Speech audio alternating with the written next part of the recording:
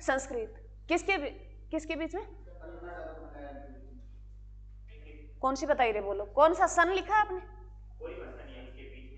कोई नहीं है, मैं बोल देती हूँ सारी की सारी, आप देखो कौन कौन सी रहेगी। तमिल 2004 में आई, 2005 में संस्कृत आई, हाँ जी, 2008 में 2 आई, एक कन्नड़ आई एक तेलुगु आई, उसके बाद 13 में आई मलयालम जो केरला में बोली जाती है, उसके बाद जो 14 में आई उड़िया जो उड़ीसा क्षेत्र में बोली जाती है। हाँ, ये तो 6 पुरानी थी, आगे लिख लिया। चल उसके बाद देखो, चलो रे हो गया ये शुरू मेरे बच्चे। नमस्कार भाई सभी को, सभी बच्चे जय माँ सरस्वती का नाम ले भी सुबह सुबह लेना भी चाहिए, क्योंकि हमें तो यही वरदान देगी तभी हमारा काम बन सकता है। तो मेरे बच्चों क्या पढ़ रहे हो तुम? हिस्ट्री में बच्चों क्या पढ़ रहे हो? हिस्ट्री पढ़ रहे हो। हिस्ट्री में मेरे बच्चों हमारा क्या चल रहा है? प्राचीन भारत। क्या चल रहा है? प्राचीन भारत चल रहा है, प्राचीन है भारत चल रहा है मेरे बच्चों। प्राचीन भारत में हमारा क्या चल रहा है अभी? दक्षिण भारत। दक्षिण भारत का इतिहास,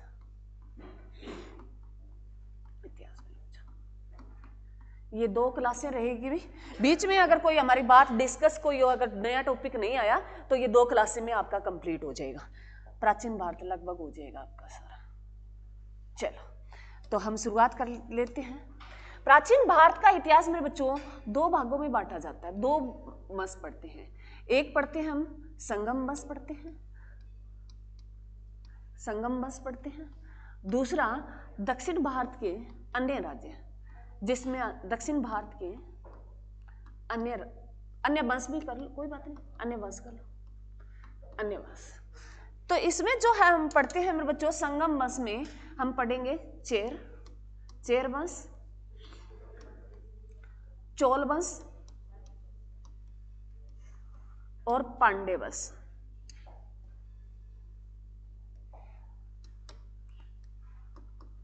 पांड्य वंश, इनमें पढ़ेंगे हम मेरे बच्चों पल्लव वंश,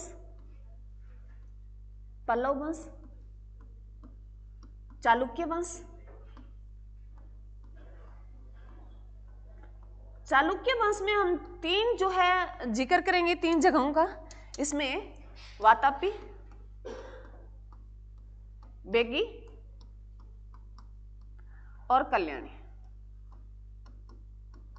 जिसमें मैं पीछे लगाऊंगी वातापी चालुक्य वंश, बेगी चालुक्य वंश और कल्याणी चालुक्य वंश, ये पीछे मैं लगाऊंगी तब तुम्हें बताऊंगी। उसके बाद हम चोल तो इसमें आएगा, चालुक्य आएगा और पल्लव आएगा, और ये आगे जो है मेरे बच्चों हम कर राष्ट्रकूट। सही है, वेरी गुड, राष्ट्रकूट मेरे बच्चों, ये राष्ट्रकूट वंश यही है ना बस? हाँ, ये राष्ट्रकूट वंश, ये पढ़ेंगे मेरे बच्चों। लिखो इनको, ये तो मैंने कल लिखाई दिया था तुम्हें, और लिख लो, कोई बात नहीं,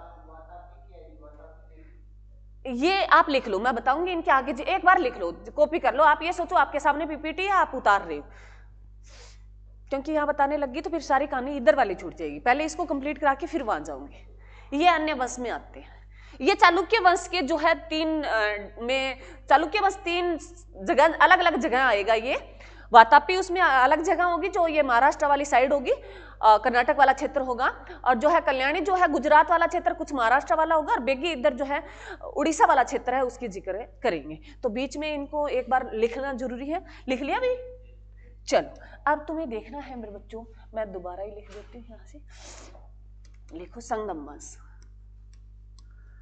आज मैं ठान के आई हूं, मैं तुम्हारा कंप्लीट कराऊंगी संगम वंश। अब सुनो, अब तुम्हें सुनना है पहले। संगम वंश मेरे बच्चों ये किस भाषा का शब्द है? संगम किस भाषा का शब्द है? संस्कृत भाषा का शब्द है। ये संस्कृत भाषा का शब्द है मेरे बच्चों। कौन सा? संगम, जिसका मीनिंग निकलता है, इसका अर्थ निकलता है मेरे बच्चों सभा। मेरे बच्चों इसका अर्थ निकलता है सभा। मेरे बच्चों इसका अर्थ निकलता है सभा। तो सभा ये हमने कल पढ़ लिया था। सभा किन की हुई? इनमें जो है उभर के आया, जैसे तो चलो बताती हूँ तुम्हें, जैसे बात करें तो ये जो है मेरे बच्चों, यहां जो है कौन से लोग होंगे, चेर, यहां कौन से होंगे, चेर होंगे, चेर वंश होगा। और यहां कौन सा मेरे बच्चों, चोल वंश होगा। और यहां कौन सा मेरे बच्चों, पांड्य वंश होगा, पांड्य वंश होगा। ये तुम अगर देखोगे तो तुम्हें यहां ऐसे देखने को मिलेगा, ठीक है। यहाँ तो क्लियर ही, ये तो 2-4 बार हमारा रिपीट भी हो गया है, क्योंकि बार बार इन्हीं चीजों से अगर मैं शुरुआत नहीं करती तो बीच से करती तो तुम्हें समझ में नहीं आता। तो अब सुनो ध्यान से, आगे की बात है। तो कहते हैं भी ये संगम वंश उभर के आता है सबसे ज्यादा। तो ये पांड्य वंश, ये तीनों एक ही है, इसी संगम वंश के हैं। अलग अलग राजा है, जैसे आसपास की अगर बात करें, जैसे हरियाणा पंजाब जैसे सीएम अलग अलग है, तो उनका जैसे साथ साथ के ही है ना सारे, राजस्थान वैसे ही एरिया था ये। तो उसमें जो पांड्य वंश जो थे ना, उन्होंने एक जो है सम्मेलन करवाया, बहुत बड़े लेवल का एक सम्मेलन करवाया। सम्मेलन किनका था, कवियों का सम्मेलन था। किनका सम्मेलन था, कवियों का, जो है पांड्य राजाओं ने करवाया था। उसमें कहते हैं, एग्जाम में क्वेश्चन नहीं पूछेगा, परंतु ये सम्मेलन जो कवियों का सम्मेलन करवाया वो किस वंश ने करवाया, पांड्य वंश के राजाओं ने करवाया। कहते हैं उसमें जो राजा थे, राजा उनकी संख्या थी 197, ऐसा कहा गया है, इतिहासकारों ने इसे बताया है भी उसमें राजाओं की जो संख्या थी वो कितनी थी, 197 थी। 197 राजा थे, किन वंश के, पांड्य वंश के थे। उन्होंने एक क्या करवाया मेरे बच्चों, कवि सम्मेलन करवाया, कवि सम्मेलन करवाया। ये कवि सम्मेलन, इसमें कहते हैं भी 10,000 के आसपास जो है कवि आए, अलग अलग कवि आए, 10,000 कवि रहे उस सम्मेलन में। और 1,000 जो है 97 जो राजा थे उन्होंने करवाया। तो उससे कहते हैं भी इससे ये पांड्य जो है मेरे बच्चों, अब तुम ये कहोगे मैडम आपको कैसे पता चला, जैसे मैंने तुम्हें पहले ये बात क्लियर कर दी है भी पांड्य जो राजा थे वो किस क्षेत्र में थे मेरे बच्चों, तमिल वाले क्षेत्र में, तमिलनाडु वाला क्षेत्र है। तुम मानचित्र देखते हो तो तमिलनाडु वाला क्षेत्र है, वहां कौन से राजा थे, पांड्य राजा थे। तो उन्होंने करवाया। तो ये किस कवि जो रहे होंगे वहां आसपास के रहे हैं, तो तमिल भाषा के ज्यादा जानकार होंगे। अरे हम आइडिया लगाते हैं ना, तमिल भाषा के ज्यादा जानकार होंगे। तो इन्होंने कहा भी इसी जो है, इसी सम्मेलन से जो उभर कर हमारे सामने आता है मेरे बच्चों, वो क्या उभर कर आता है, इस कवि सम्मेलन से तमिल साहित्य की रचना होती है। इस कवि सम्मेलन से किस साहित्य की रचना होती है, तमिल साहित्य की रचना होती है। तमिल साहित्य की जो रचना होती है वो किस कवि सम्मेलन में होती है, तो कौन सा संगम एक सम्मेलन होता है जो कौन करवाते हैं, पांड्य राजा करवाते हैं। क्लियर, अरे क्लियर, यहां तक हमने बहुत बार कर लिया था।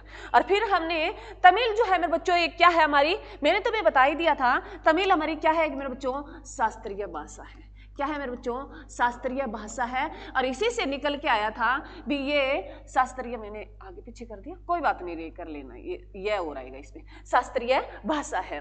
तो इससे निकल के आया था भी शास्त्रीय भाषा कितनी है, पहले कितनी थी, अब कितनी आ गई। तो हमने बीच में एक चैप्टर जो था वो शास्त्रीय भाषा स्टैटिक जीके का एक पोर्शन था, वो हमने कंप्लीट कर लिया था कल, ठीक है। इतने तक हमारी कहानी कंप्लीट हो गई थी। क्लियर मेरे बच्चों, यहां तक किसी बच्चे को कोई डाउट हो, अरे क्लियर है।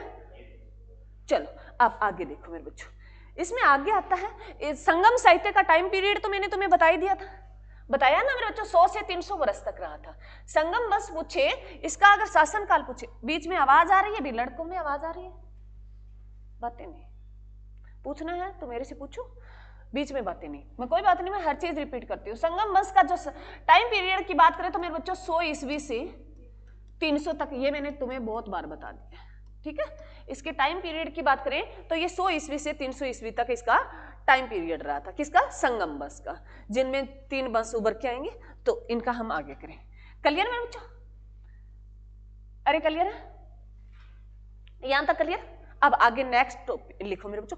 पर अब हम क्या करेंगे, संगम वंश के प्रतीक चिन्ह करेंगे, जो एग्जाम में 100% आएंगे, प्रतीक चिन्ह करेंगे। अब किस वंश के हम प्रतीक चिन्ह करेंगे, संगम वंश के प्रतीक चिन्ह।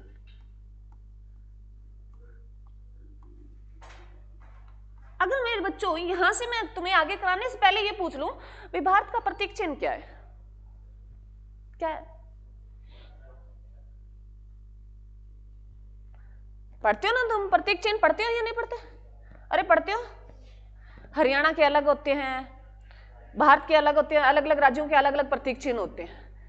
राष्ट्रीय पशु भी होते हैं, पक्षी भी होते हैं, होते ही नहीं होते, फल भी होते हैं, अगर कोई बेस्ट सॉन्ग भी होता है ही नहीं होता, गीत भी होता है, मंत्र भी होता है। तो ये जो है इसी की, तो इसी ऐसे ही जैसे अब तुम्हारे हैं वैसे ही इन जो है संगम वंश के कुछ प्रतीक चिन्ह रहे थे। तो है उनमें हमने कौन कौन से, एक साइड तो हम लिखेंगे उन जो है वंश लिखेंगे, एक साइड उनके प्रतीक चिन्ह लिखेंगे। तो पहले वंश जो लिख लेती हूं मैं, ये तो मैं बार बार लिखाया है तुम्हें, वंश लिख लो सारे, और एक साइड हम इनके प्रतीक चिन्ह लिखेंगे। तो वंश कौन कौन से थे मेरे बच्चों? पहला लिखे चेर वंश, चेर वंश, इसका प्रतीक चिन्ह जो था मेरे बच्चों वो क्या था? धनुष था। क्या था मेरे बच्चों? धनुष था। इसका प्रतीक चिन्ह क्या था? धनुष था। दूसरा कौन सा बताया? चोल वंश था। कौन सा था? चोल वंश था। चोल वंश का प्रतीक चिन्ह जो था मेरे बच्चों बाघ था। चोल वंश का जो प्रतीक चिन्ह था वो क्या था? बाघ था। और बाघ भी हमारा भी भारत का राष्ट्रीय चिन्ह है ना? अरे चिन्ह है या नहीं? पशु है, ये पशु है। सारनाथ है मेरे बच्चों हमारा जो भारत का अगर राष्ट्रीय सीधा प्रतीक चिन्ह पूछ ले तो हम क्या है? सारनाथ है। जो तुम देखते हो जिसमें 3 शेर हमें दिखाई देते हैं, एक पीछे वाला नहीं दिखाई देता, वो सारनाथ का चिन्ह बोला जाता है, उसको प्रतीक चिन्ह कहा जाता है। भी भारत का अगर कहें वो हमारे पैसे पे नोट आते हैं उस पर भी होता है, और तुम्हें हर जगह हर ऑफिस में देखने को मिलता है लगभग। ये हमारा क्या है? भारत का प्रतीक चिन्ह है। जिसे अशोक, जैसे कहें तो हमारे राष्ट्र ध्वज तो उस पर अशोक चक्र है। तो ये अलग अलग डिनोट किया है, वैसे इनका किया गया था। तो उसके बाद कौन सा वंश बच गया मेरे बच्चों? पांड्य वंश बच गया। कौन सा वंश बच गया? पांड्य वंश बच गया। पांड्य वंश, पांड्य वंश का जो प्रतीक चिन्ह था वो मछली था मेरे बच्चों। क्या था? मछली था। पांड्य वंश का प्रतीक चिन्ह जो था वो मछली था। तो ये 100% स्टार लगा लो, ये एग्जाम में आते हैं। ये तुमसे पूछेगा, पुराने पेपर उठाओगे, पुराने पेपर कौन से पेपर? हमारे हरियाणा के एसएससी के एग्जाम होंगे वहां कम पूछेगा। एसएससी लेवल के एग्जाम होंगे जैसे रेलवे का हो गया, एसएसजीडी का हो गया, वहां तुम्हें ये चीजें, जैसे दिल्ली पुलिस का अगर लगाओ तो वहां तुम्हें ये चीजें पूछते हैं। एक साइड उनके वंश दे देगा, एक साइड उनके प्रतीक चिन्ह दे देगा, या इनको आगे पीछे करके दे देगा, मिलान करो, ये पूछ सकता है। या ये पूछ लेगा इनमें से सही कौन सा नहीं है, उसका गलत दे देगा आंसर। तो ऐसे तुम्हारे क्वेश्चन पूछे जाते हैं। तो चेर का प्रतीक चिन्ह क्या है मेरे बच्चों? धनुष है। क्या है मेरे बच्चों? धनुष है। और चोल का बाघ है, और पांडे का मछली है। याद रह जाएगा। धनुष से याद रख लेना, मछली को, मछली की आंख में धनुष से बाण मारा था किसने? अर्जुन ने। तो इससे याद रह जाएगा, ठीक है।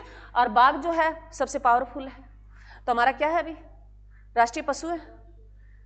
अरे राष्ट्रीय पशु है, कब अपनाया था बाघ को हमने? अब ये मत पूछो मैडम, तुम पीछे मत जाया करो, आगे चलो। हमें तो लिखने से मतलब है, कॉपी भरनी जरूरी है ना। हमने देखा भी, हम बैठे तो इतने दिनों में हमने कितनी कॉपियां भरी। तो क्या है मेरे बच्चों, आगे मत जाओ। जहां तक मैं रहूंगी मेरे को ये लगता है तुम्हारी हिस्ट्री बार बार तुम्हें पढ़ना ही ना पड़े। तो इसको 1973 में हमने क्या बना लिया था? राष्ट्रीय पशु। बाघ अभी है वर्तमान में हमारा क्या है? राष्ट्रीय पशु है। वर्तमान में हमारा क्या है? राष्ट्रीय पशु है। तो इससे पहले क्या था? शेर था। राष्ट्रीय पशु पहले क्या था? शेर था। अब क्या है? बाघ है। इसको अपनाया कब? 73 में अपनाया। एग्जाम में आता है। एक जो है टाइगर डे भी आता है, अरे दिवस भी होता है। कौन सा डे है वो बताता? 29 है जुलाई में बच्चों, जिस दिन हम क्या मनाते रहे? क्या मनाते हैं? विश्व बाघ दिवस। 29 जुलाई को हम क्या मनाते हैं? विश्व बाघ दिवस मनाते हैं मेरे बच्चों। क्लियर मेरे बच्चों? तो मेरे बच्चों जैसे मैं ना वहां से चलती हूँ तो मेरे को पता नहीं होता अभी क्या कराना है, जैसे जैसे इनसे बातें निकलती आती है तो तुम्हारी भी निकलनी चाहिए। बाघ जैसे अगर मैं ना लिखाऊं तुम्हें, जब तुम भी कहीं भी सफर कर रहे हो, तुमने कोई भी चीज देख ली, कोई भी सन देख लिया, तो सोचो उस सन पे क्या आया है, क्या हुआ है उस दिन और क्या क्या हो सकता है, उसकी जांच करो। इतना तुम अगर करना सीख गए ना, फिर तुम्हारी जीके स्ट्रांग हो जाएगी। बच्चे कहते हैं जीके स्ट्रांग नहीं होती, बच्चे जोड़ के नहीं पढ़ते। अलग से सन अलग है, मान लो 1969 का लगा लेते हैं तो उसकी 10 बातें आती हैं, वो 10 बातें अलग अलग पढ़ोगे तो बहुत कुछ हो जाएगा, और इकट्ठी पढ़ लोगे तो कुछ भी नहीं। चलो यहां तक क्लियर मेरे बच्चों। तो है चेर का क्या है मेरे बच्चों, धनुष है। चोल का क्या है, बाघ है। पांड्यों का क्या है, मछली है। अब हमने ऊपर जिक्र किया था भी कवि सम्मेलन हुआ था, तो मेरे बच्चों जो कवि सम्मेलन है वो 3 बार हुए थे, 3 कवि सम्मेलन हुए थे। उनका पूछता भी ये कहां कहां हुए थे और अध्यक्ष कौन कौन था, तो 3 कवि सम्मेलन लिखो मेरे बच्चों। प्रमुख है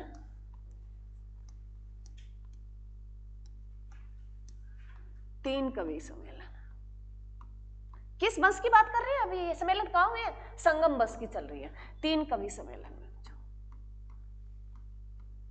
तो पूछ सकता है संगम बस में कितने कवि सम्मेलन हुए थे, 3 हुए थे। कितने हुए थे, 3 हुए थे। लिखो मेरे बच्चों, एक साइड हम क्या लिखेंगे, क्रम लिखेंगे, हाँ क्रम लिखेंगे इधर, प्रथम द्वितीय तृतीय। एक साइड हम स्थान लिखेंगे और उसके बाद हम अध्यक्ष लिखेंगे। उस सम्मेलन की अध्यक्षता किसने की थी, अध्यक्ष लिखेंगे। तो पहला प्रथम लिख लो, प्रथम लिखेंगे। प्रथम कवि सम्मेलन जो हुआ है मेरे बच्चों कहाँ हुआ है, मुद्रेई में हुआ है। कहाँ हुआ है, मुद्रेई में हुआ है। इसकी जो अध्यक्षता की थी वो अगस्त ऋषि ने की थी, अगस्त ऋषि ने की थी। दूसरा जो हुआ है मेरे बच्चों, द्वितीय जो हुआ है, मैं अलग कलर ले लेती हूँ। द्वितीय जो है कवि सम्मेलन, ये जो हुआ है मेरे बच्चों द्वितीय कवि सम्मेलन हुआ है, ये भी ये कपाट है, कपाटपुरम में हुआ है मेरे बच्चों। ये कहाँ हुआ है, हाँ कपाटपुरम में हुआ है। इसके भी जो अध्यक्ष थे वो अगस्त ऋषि थे। इसके भी अध्यक्ष जो थे वो कौन थे, अगस्त ऋषि थे। कहते हैं अगस्त ऋषि ने कुछ दिनों तक कुछ टाइम की, उसके बाद कोई और आ गया था, इतना याद रखना तुम। तृतीय मेरे बच्चों, तीसरा जो सम्मेलन हुआ है ये मेरे बच्चों उत्तरी मुद्रेई में हुआ है, मुद्रेई। इसके जो अध्यक्ष थे मेरे बच्चों वो निकरर थे, निकरर थे।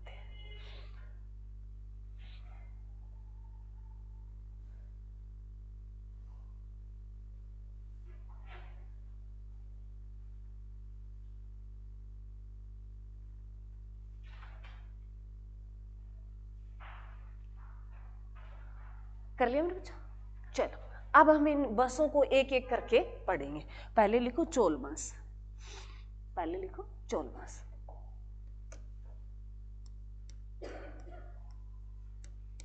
चोल वंश बस अब कुछ एक बातें हैं इसमें जो हमें बस 1 लीनियर में लिखना है और तुम्हें याद रखनी है। चोल वंश, चोल वंश जो, इसका पहले तो प्रतीक चिन्ह बता दो तुम। प्रतीक चिन्ह क्या है, बाघ। और कहते हैं भी जो संगम वंश में सबसे महत्वपूर्ण जो वंश रहा है वो यही रहा है, सबसे महत्वपूर्ण या सबसे शक्तिशाली, सबसे शक्तिशाली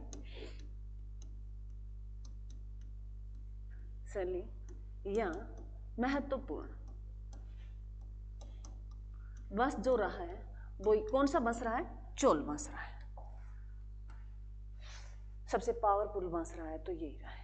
कहते हैं भी यहाँ के जो इस वंश के संस्थापक थे वो करिकल थे।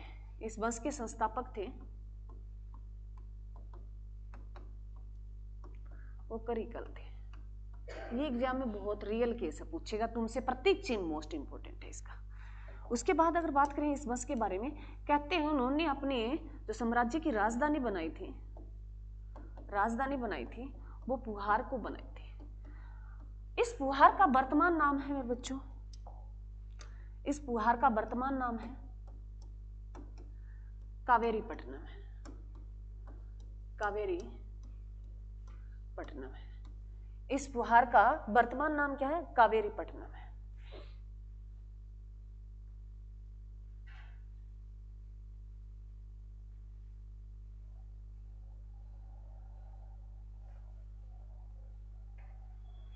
क्लियर मेरे बच्चों? अरे क्लियर है? कहते हैं भी चोल वंश के राजाओं ने श्रीलंका तक, चोल वंश के राजाओं ने श्रीलंका तक विजय प्राप्त कर ली थी,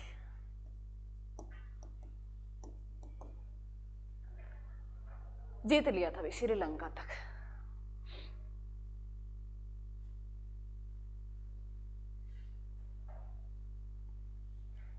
तो थोड़ा सा क्वेश्चन आएगा, बाकी तो कोई बस याद करने वाली बात है, खास कोई बात नहीं है इसमें भी। उनकी राजधानी थी वो पुहार है, वर्तमान में उसे कावेरी पट्टनम कहा जाता है, परंतु उसमें मोस्ट इंपॉर्टेंट ये एक ही लाइन है, ठीक है। हाँ, उसका चिन्ह जो है प्रतीक वो बाघ है। उसके बाद अगर बात करें मेरे बच्चों तो क्वेश्चन उभर के आता है श्रीलंका। श्रीलंका की राजधानी बताओ रे तुम, कोलंबो। श्रीलंका की राजधानी क्या है? कोलंबो। और क्या है मेरे बच्चों? कोई एक और है, दो है ना इसकी राजधानी। श्री विजयपुरम है, श्री विजयपुरम है या जयवर्धनपुरम है? बताओ। श्रीलंका की राजधानी क्या है? कोलंबो है, वो तो मैंने बता दी। एक तुम बताओ, मैंने दो ऑप्शन दिए तुम्हें। श्री विजयपुरम है, श्री जयवर्धनपुरम है। रॉन्ग नहीं बताना, कॉन्फिडेंस से बताना, कहीं कल वाला हो जाए पाली और प्राकृत। श्री बस तुम मेरे को पता है ना मेरे बच्चों का। चलो लिखो, इसकी दूसरी राजधानी है मेरे बच्चों, वो क्या है? श्री जयवर्धनपुरम है मेरे बच्चों, जयवर्धनपुरम है। दो राजधानियां, एक कोलंबो है, एक श्री जयवर्धनपुरम है। विजयपुरम किसकी है फिर? राजधानी तो है शायद, ओनली नेगेटिव में जाता है मेरे बच्चों। कभी भी देखना, एक तुम्हें इस बच्चे ने बताया, जैसे मैं तुम्हें बता देती हूँ। मान लो सपोज करो तुम्हारा पेपर चल रहा है, पेपर क्वेश्चन ऐसा आ जाए, उसमें आ जाए मान लो उसके ऑप्शन इस तरीके दे रखा है, ओनली यही है, ओनली यही है, ओनली यही है, एक में नहीं दे रखा, तो ओनली वाला दे रखा है ना वो गलत होगा। हमेशा ध्यान रखना, ओनली जहां लिखा होगा ना वो नहीं होगा उसका आंसर। ये गांठ बांध लेना, चाहे वो किसी सब्जेक्ट का हो, चाहे वो एसएसटी का हो, ये इंडिया जीके का हो, हरियाणा जीके का हो, या मैथ का हो, या रीजनिंग का हो, या फिर इंग्लिश का हो, हिंदी का हो, जहां ओनली शब्द आ गया ना, ओनली, तो वो क्या होगा? गलत होगा। ये गांठ बांध लो, लिख लो ये लाइन कॉपी में भी, ओनली वाला ऑप्शन होगा वो गलत होगा। अगर कोई खास ही हो भी 99% क्या होगा? गलत होगा। 1% हो सकता है खास कोई हो वो तुम्हें पता हो, परंतु 99% वो ऑप्शन है गलत होता है। इंग्लिश में बहुत बार आता है ये, हिंदी में कई बार आता है, कंप्यूटर में बहुत बार आता है, तो ये हमेशा बात अब जिक्र आया तो मैंने बताने की कोशिश की। चलो, कुछ एक की पॉइंट होते हैं मेरे बच्चों, पेपर है क्रैक करना इतना मुश्किल नहीं है, परंतु हमें की पॉइंट का पता नहीं होता, और जो क्लियर कर गया वो बताता ही नहीं है, कोई नहीं चाहता। एक सिर्फ माँ बाप को छोड़ के, एक टीचर को छोड़ के, बाकी कोई नहीं बताता भी कोई आए। टीचर भी ये मैंने कई देखे हैं जो ये कर देते हैं भी क्या इनको कौन सा पता है, बस कॉपी भराते रहो। कॉपी भराने का मकसद नहीं है तुम्हें कितना आता है उसका है मेरे बच्चों, कॉपी तो फिर लिखा ही है, ये मैं घर से थोड़ी बना के लेके आई हूँ, बुक से लेके आई हूँ या कहीं से वीडियो देखी होगी। तो सुनो, श्रीलंका की राजधानी क्या है मेरे बच्चों? दो राजधानियां, एक कोलंबो है, एक श्री जयवर्धनपुरम है। तो मैंने एक नाम और ले दिया था मेरे बच्चों, श्री विजयपुरम, ये नाम मैंने ले दिया था बीच में भी। तुम बताओ श्री विजयपुरम है या श्री जयवर्धनपुरम है? तो मेरे बच्चों तुम्हारे दिमाग में तो चला ही होगा, तुम्हारे ना चले मेरे तो चला ही है। क्योंकि मैं जो शब्द ले गया तो बच्चे को बताना जरूरी है। ये मेरे बच्चों नाम बदलकर किसका, पोर्ट ब्लेयर का, पोर्ट ब्लेयर का नाम बदलकर श्री विजयपुरम किया गया है। पोर्ट ब्लेयर का नाम बदलकर क्या किया गया है मेरे बच्चों, श्री विजयपुरम किया गया है। और ये पोर्ट ब्लेयर क्या बोला है मैडम, ये अंडमान निकोबार की राजधानी है मेरे बच्चों। ये किसकी है, ये पोर्ट ब्लेयर है, ये अंडमान और निकोबार की राजधानी है, राजधानी है। और ये अंडमान निकोबार क्या बोला मैडम, ये केंद्र शासित प्रदेश है, यूटी है मेरे बच्चों। ये क्या है, केंद्र शासित प्रदेश है, यूटी है मेरे बच्चों। ये क्या है, केंद्र शासित प्रदेश है, यूटी है। क्लियर है? अब सुनो, अब पहले मेरे बच्चों अंडमान निकोबार की राजधानी क्या थी, पोर्ट ब्लेयर थी पहले, परंतु अब इसका नाम बदला गया है। क्या नाम बदल किया गया, श्री विजयपुरम किया गया है। तो तुमसे हो सकता है पुराने वाला पूछ ले, हो सकता है नया वाला पूछ ले। तो याद रखना, जो पोर्ट ब्लेयर का नाम बदलकर क्या किया गया है, श्री विजयपुरम किया गया है। तो ये लाइन तुम ऐड कर लो भी, पोर्ट ब्लेयर का राजधानी चेंज नहीं की है अंडमान निकोबार की, ये भी तो राजधानी इसी की है, परंतु पोर्ट ब्लेयर का यहां लिख लो नाम बदलकर, नाम है बदलकर। मेरे बच्चों अभी तो तुम लिख रहे हो, अभी तो तुम मैं बोल के बता रही हूँ, वो तुम्हारे कानों में भनक पड़ रही है और तुम याद कर रहे हो। बाद में जब तुम बाद में पढ़ोगे तब तुम्हें दिक्कत आएगी भी मैडम ने क्या करवाया था, भी पोर्ट ब्लेयर क्या बला थी और श्री विजयपुरम क्या बला थी। तो पोर्ट ब्लेयर का नाम बदलकर क्या किया गया है, श्री विजयपुरम किया गया है। यहां तक किसी बच्चों को कोई दिक्कत नहीं, क्लियर है भाई? तो श्रीलंका की राजधानी बताओ। अब बताओ तुम, भारत और श्रीलंका के बीच में जो रेखा है, उसकी बाउंड्री है, जोड़ता है, वो उसको क्या कहते हैं, किस नाम से, क्या बोलते हैं भाई? और बोलता हूं, राम सेतु हो गया, पाक जल डमरू हो गया, और कुछ भी? किसने बनवाया ये?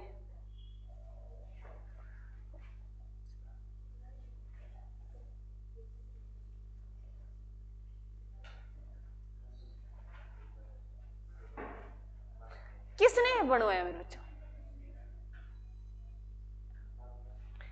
लिखो, ये जो नए बच्चे हैं वो तो जरूर ऐड करें भी, पुराने बच्चों को तो मैंने बहुत बार रटा रटा के, भारत और श्रीलंका के बीच में, जैसे तुम अगर बात करो, ऐसा कुछ बना हुआ है, सिनेरियो बना हुआ है ना, मंदिर में घंटी सी लगी है ना, वैसे ही लगी है ये।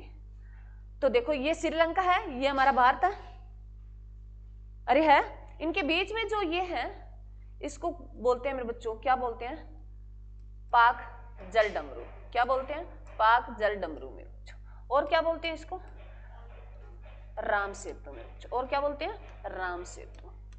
राम सेतु किसने बनवाया रे, राम ने बनवाया? झूठ नहीं बोलना, भगवान का नाम लेके झूठ बोलते हो तुम।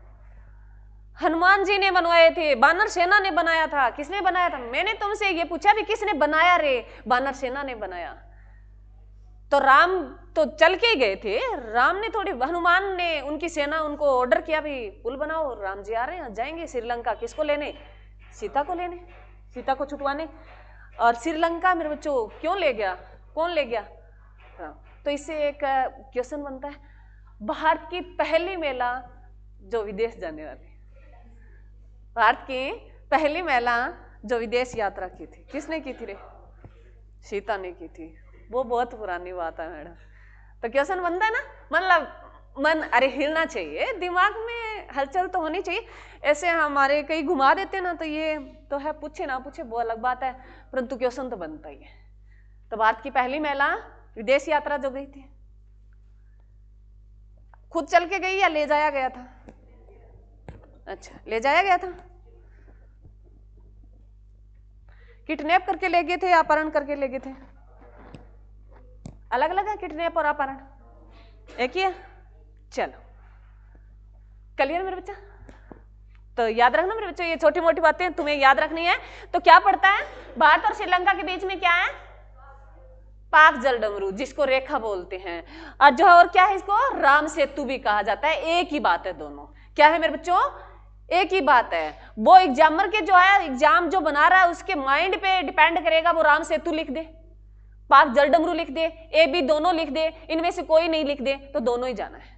ठीक है, अरे क्लियर है, तो दोनों ही चुनना है। तो बता दो, भारत और जो है पाकिस्तान के बीच में रेखा उसको क्या बोलते हो, रेड क्लिफ बोलते हैं। अरे बच्चों तुम सोच समझ के नहीं, तुरंत क्वेश्चन गया तुरंत जवाब आना चाहिए। और जो है चीन के बीच में रेखा जो मैकमोहन है। अफगानिस्तान और भारत के बीच में कोई रेखा लगती है, नहीं लगती मेरे बच्चों। लगती थी, कौन सी, डुरंड रेखा, जो अब किसके बीच में पड़ती है, पाकिस्तान और अफगानिस्तान के बीच में।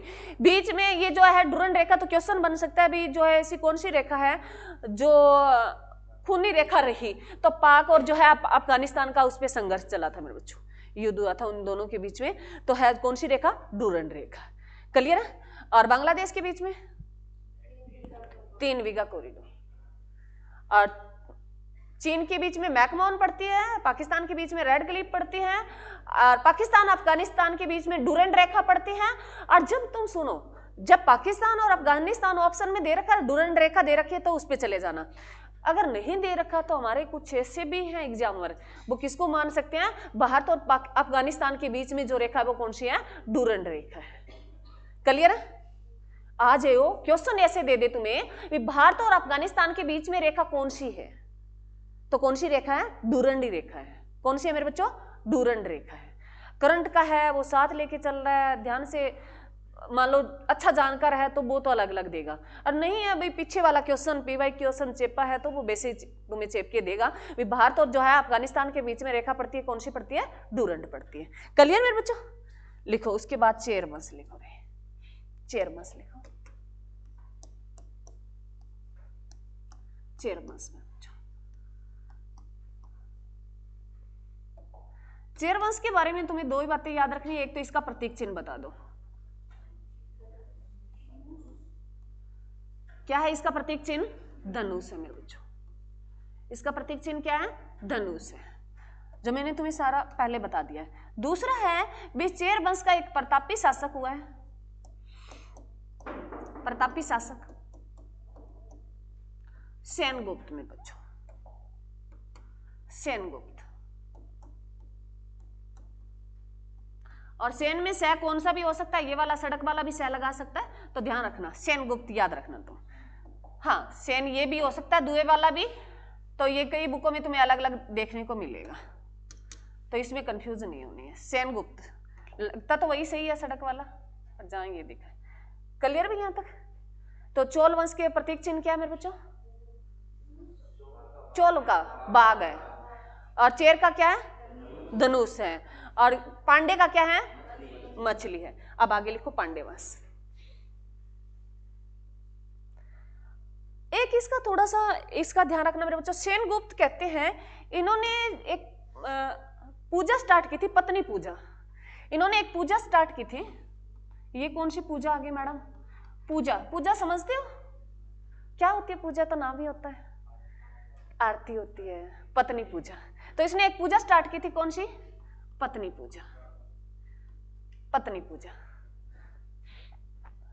तो भाई हमारा तो टाइम निकल गया, आप घर वालों को कहे तो लड़ाई वाला माहौल बन सकता है, तो दरारें आ सकती है, तुम्हारा टाइम है तो पत्नी पूजा को एक्सेप्ट कर सकते हो। आगे देखो मेरे बच्चों, पांडे वंश लिखो, पांडे वंश।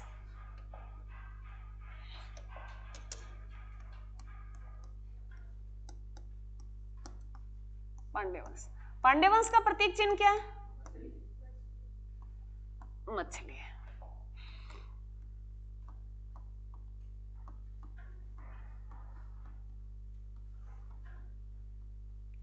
मछली है, तो तमिलनाडु में सबसे ज्यादा मछली खाते हैं ना, समुद्री क्षेत्र के आसपास जो एरिया, वहां सबसे ज्यादा यही भोजन है।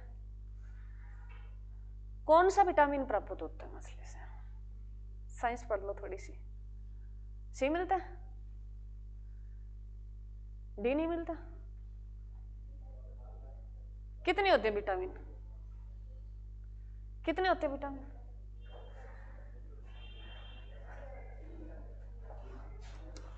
मछली से कौन सा विटामिन प्राप्त होता है?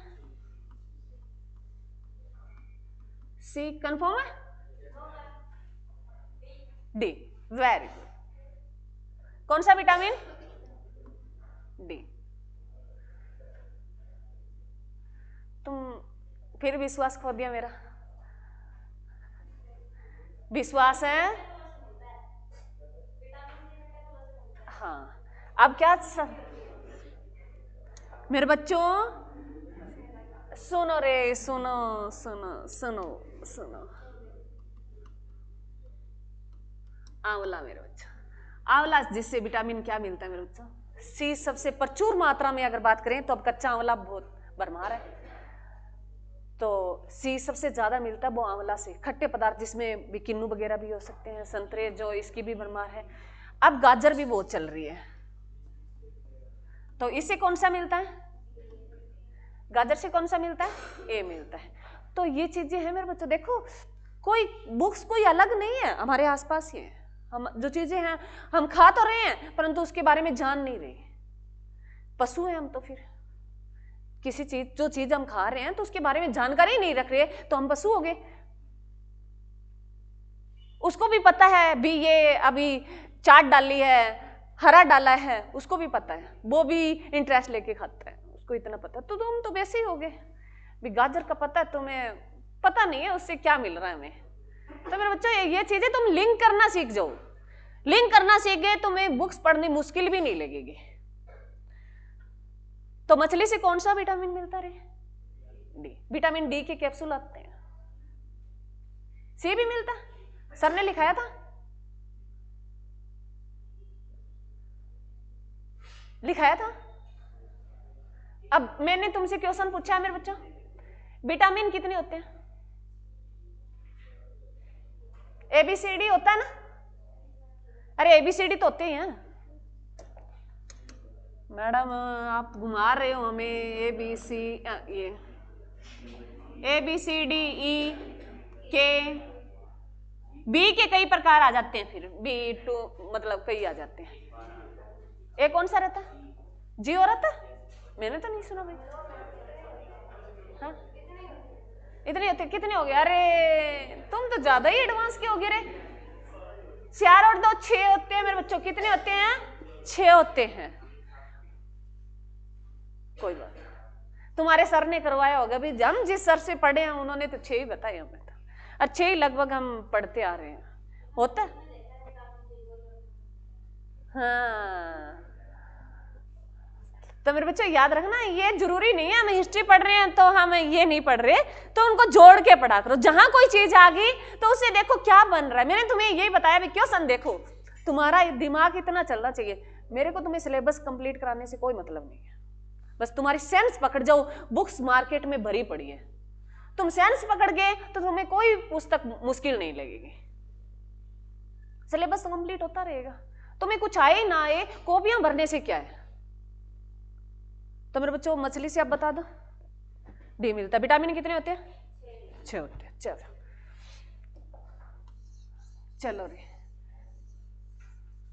बहुत अच्छी बात है, तुम्हें नॉलेज भी अच्छा है अभी मेरे बच्चों, और घुमा भी अच्छा देते हो तुम।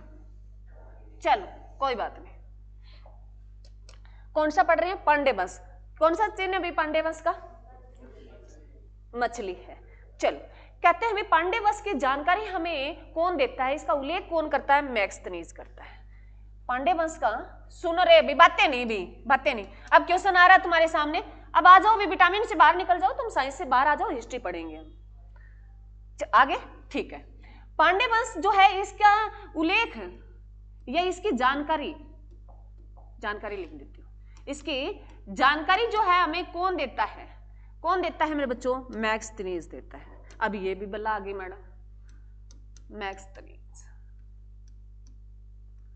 अब तुम बता दो मैक्सथनीज जो है ये तुम पढ़ के आ चुके हो, तो मैक्सथनीज कौन था? किसकी जानकारी की बात कर रही हूं? पांडे वंश की बात कर रही हूं। तो ये सारी जानकारी हमें कौन देता है? मैग्स्थनीज देता है। मैग्स्थनीज एक व्यक्ति है, बता देती हूँ मेरे बच्चों, किसी को बहम हो जाए, कोई पुस्तक ना हो, तो ये क्या है? एक व्यक्ति है। कहां का था? पुस्तक बताओ पहले तो। इंडिका। मैग्स्थनीज की पुस्तक का क्या नाम है मेरे बच्चों? इंडिका। मैग्स्थनीज की पुस्तक का क्या नाम है? इंडिका मेरे बच्चों। ये मैग्स्थनीज नाम का जो प्राणी यहां छोड़ के कौन गया? हमारा तो नहीं है, ये बाहर का ही है। कौन छोड़ के गया?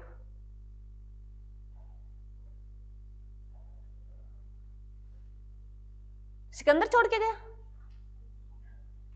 तो फिर सेल्यूकस निकेटर छोड़ के गया? अब मैंने तुम्हें सारे लिंक जोड़ दी, अब जोड़ना तुम्हारा काम है। इनको तीनों नाम लिए ना मैंने, सारे लिए हैं। सिकंदर ही आएगा उसमें, सेल्यूकस निकेटर भी आएगा। अब तुम बता दो मैग्स्थनीज किसके शासन काल में आया था? इंडिका पुस्तक हमें और किसकी जानकारी भी देती है? कौन से वंश की जानकारी देती है? इसका मतलब है तुम्हें पढ़ते नहीं हो।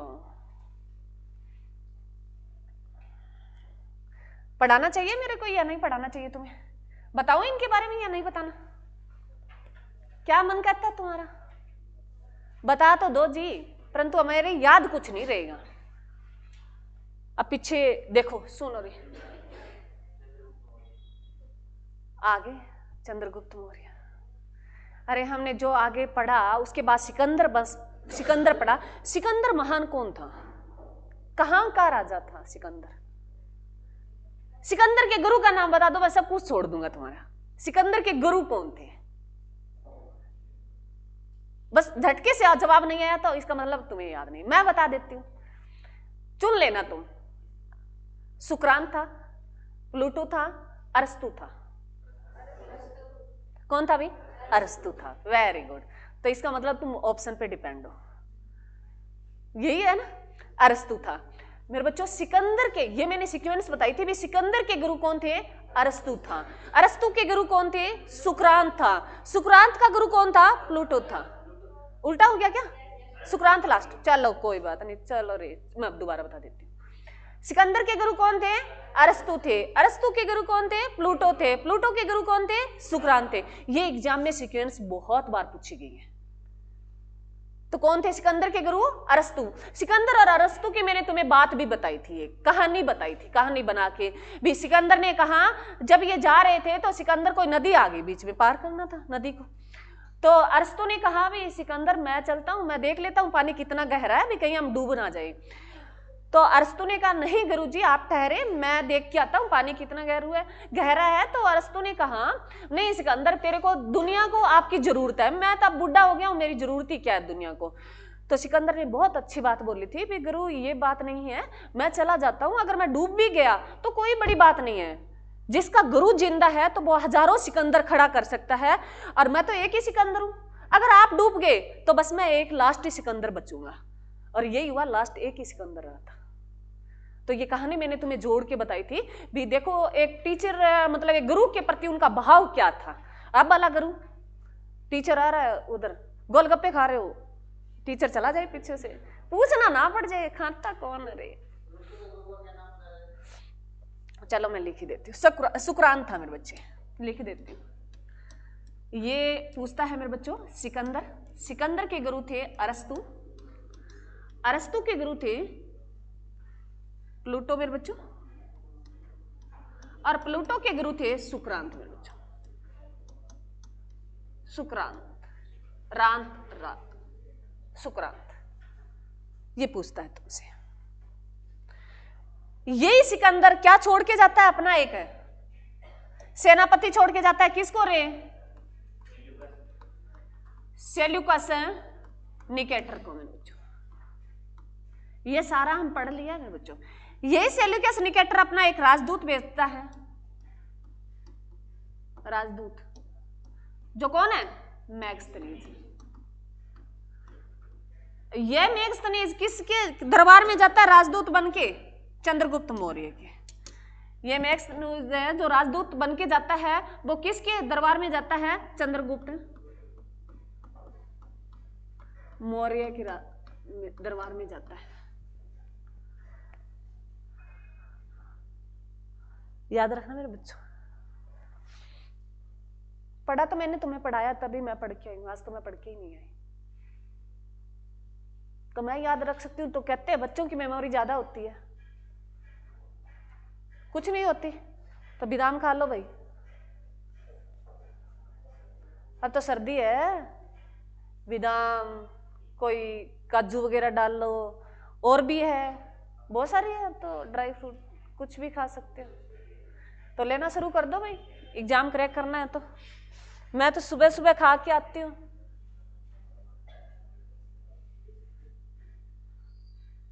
चलो यहां तक क्लियर है बच्चा, अब समझ में आया? पीछे मैं थोड़ा सा लेके चलूंगी तुम्हें, क्योंकि हम कहानी कहीं और चले गए तो हमें निकलना है। मौर्य वंश काफी दूर चला गया, तो हम पढ़ रहे हैं मेरे बच्चों, क्या पढ़ रहे हैं? पांड्य वंश पढ़ रहे हैं। क्या पढ़ रहे हैं? पांड्य वंश। तो पांड्य वंश के बारे में हमने 2 जानकारियां ली अभी तक। पांड्य वंश का प्रतीक चिन्ह वो क्या है? मछली है, जिसे विटामिन डी मिलता है हमें। उसके बाद जो है भी पांड्य वंश की जानकारी हमें कौन देता है? मैग्स्थनीज देता है। तो वो किसके थ्रू देता होगा? अपनी पुस्तक लिखी होगी, तो कौन सी? इंडिका पुस्तक लिखी है। अब आता भी मैग्स्थनीज कौन था? तो ये एक सिकंदर नाम का प्राणी आता है मेरे बच्चों। तो वहां से हमने कहानी शुरू की। भी इससे क्वेश्चन पूछता है भी सिकंदर के गुरु कौन थे? अरस्तु थे। अरस्तु के गुरु कौन थे? प्लूटो थे। और प्लूटो के गुरु कौन थे? सुक्रांत थे। उसके बाद आता है सिकंदर जो था, ये किसके शासनकाल में आता है? सिकंदर और किन के बीच में युद्ध होता है? हाँ जी, पंजाब के राजा पोरस के साथ। और वो कौन सी नदी से वापिस चला जाता है? ब्यास नदी से वापिस। उसकी सेना हार जाती है, थक जाती है, और वो चला जाता है, भी वो नदी पार नहीं कर पाता। और सिकंदर ने क्या ठान रखा था? सिकंदर ने पूरा भी मेरे को क्या करना है? पूरा विश्व जीतना है, विश्व विजेता। कौन थे? सिकंदर ही थे। अगर क्वेश्चन आ जाए भी विश्व विजेता कौन थे? सिकंदर ही थे। उन्होंने लगभग जीत लिया था। किसने? सिकंदर ने। तो सिकंदर जो है, उन्होंने एक वापिस जाते हुए वो चले गए थे। और खारवेल वो कौन थे भी? पंजाब के राजा पोरस थे। उसके साथ संधि करके जाते हैं, और कहते हैं भी उसकी पत्नी उसको राखी बांधती है, और वो भाईचारा मना लेते हैं, फिर वो चले जाते हैं। तो उससे याद रखना मेरे बच्चों, वो अपना एक क्या छोड़ जाता है? सेनापति छोड़ जाता है। किसको? सेल्यूकस निकेटर को। यहाँ भारत में भी, तो भारत में अपना साम्राज्य का विस्तार कर। उसके बाद सेल्यूकस निकेटर अपना एक राजदूत भेजता है, किसको? मैग्स्थनीज को। किसके दरबार में? चंद्रगुप्त मौर्य के दरबार में। ये कहानी थी। आगे लिखो मेरे बच्चों। कहते हैं भी पांड्य वंश में जो शासन किया करती थी, क्षत्रियों का शासन हुआ करता था। बेस्ट भाई मेरे लिए, मैंने बहुत अच्छा लगा भाई पांड्य वंश में। चलो मैं नीचे लिख देती हूं।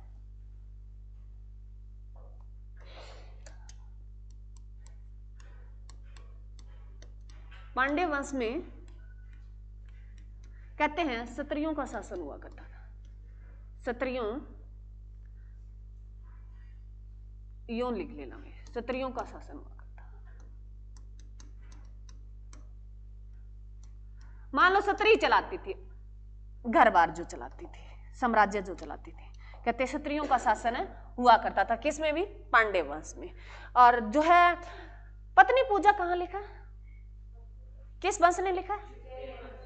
चेर वंश ने। तो माना वहां जो है क्षत्रिय की ज्यादा ही कुछ मान्यता थी। तो संगम वंश में सबसे ज्यादा जो प्रावधान दिया जाता था, तो इसे क्वेश्चन ऐसे लिंक भी जोड़ सकता है कि सबसे ज्यादा जो वैल्यू दी जाती थी पुरुषों की बजाय, वो क्षत्रियों को सबसे ज्यादा महत्व दिया जाता था। क्लियर मेरे बच्चों? अरे क्लियर है? यहां कहते भी एक सबसे महत्वपूर्ण राजा हुए हैं नेडियोन, जो है मैं लिख देती हूं, याद रखना, ये थोड़ा सा अटपटा नाम है। इसके सबसे महत्वपूर्ण राजा हुए हैं नेडियन हुए हैं। इससे क्वेश्चन नहीं आएगा, ऐसा क्वेश्चन नहीं पूछता।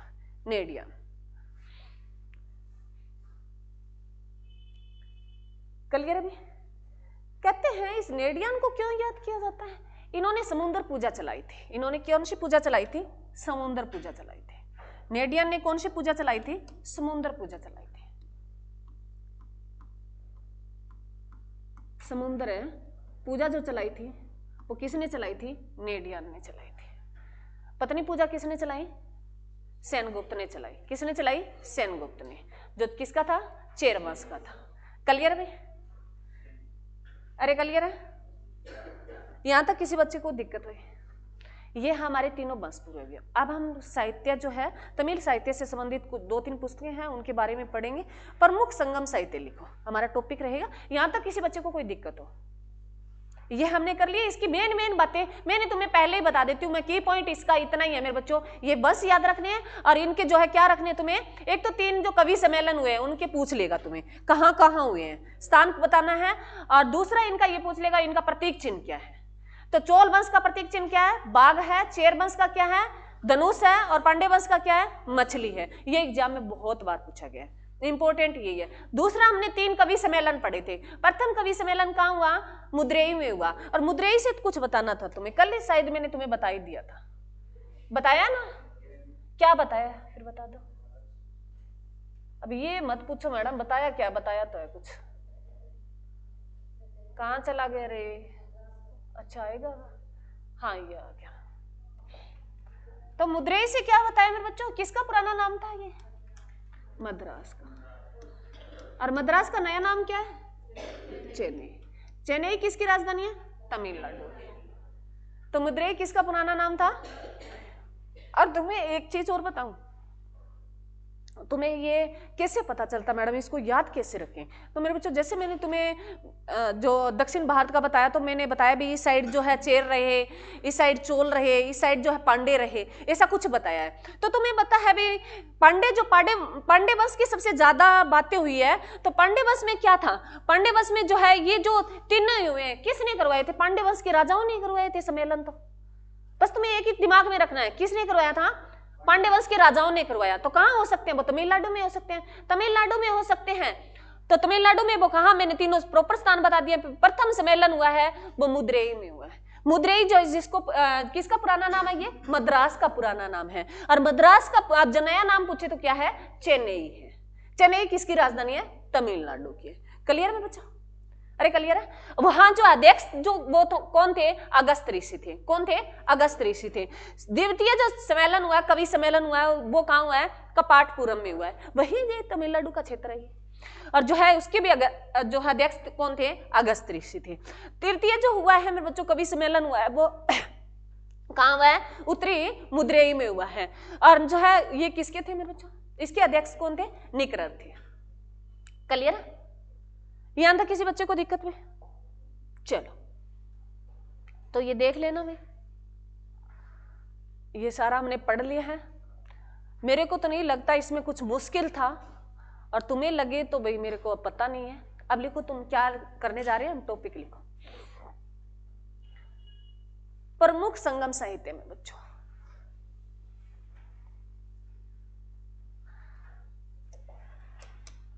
हमारा टॉपिक है, प्रमुख है संगम साहित्य।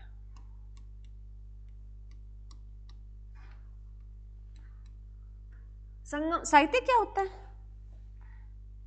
साहित्य क्या होता है? क्या होता है साहित्य?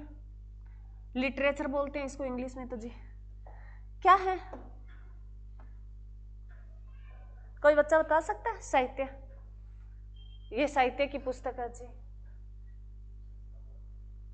नहीं कहते साहित्य वाली पुस्तक ले आओ, टीचर कहते थे साहित्य वाली उठा के ले आओ। क्या इतिहास होता भी? वे बच्चे कहते हैं नहीं होता इतिहास। मैं तो अभी तक बोल रही नहीं। और बताओ फिर, जिसने कहा भी इतिहास नहीं होता तो क्या होता है? वो ये भी तो बताइए ना। उन्होंने तो अपना ओपिनियन रख दिया, भी उनके मन में आया भी इतिहास हो सकता है। तुम बताओ, कुछ तो बोलो रे।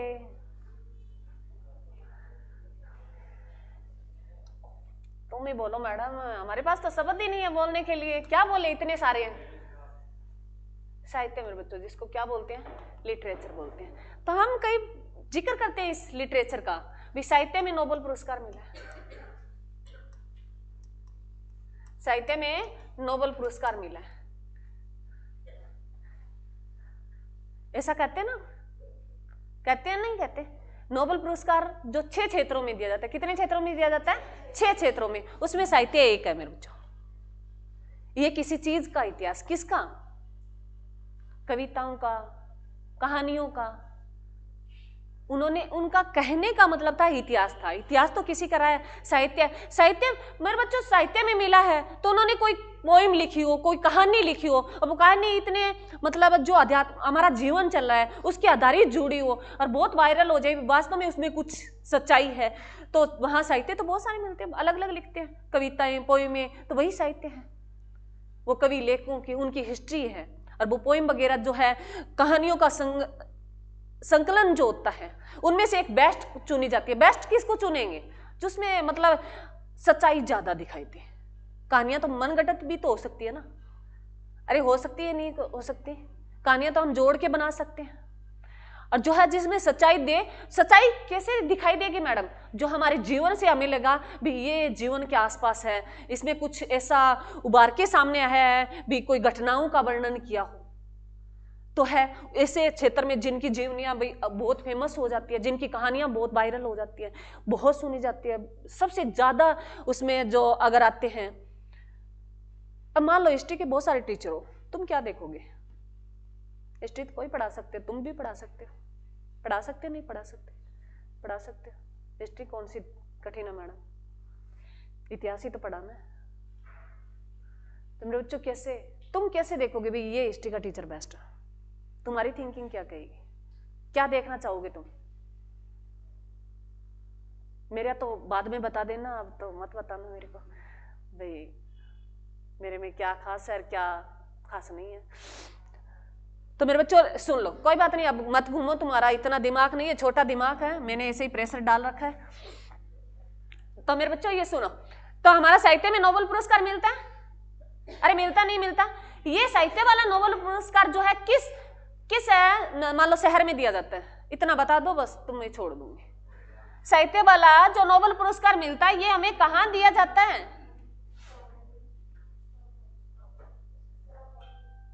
बाकी सभी की आवाज नहीं आई। स्टॉकहोम में दिया जाता है। किस में दिया जाता है? स्वीडन की राजधानी स्टॉकहोम में दिया जाता है।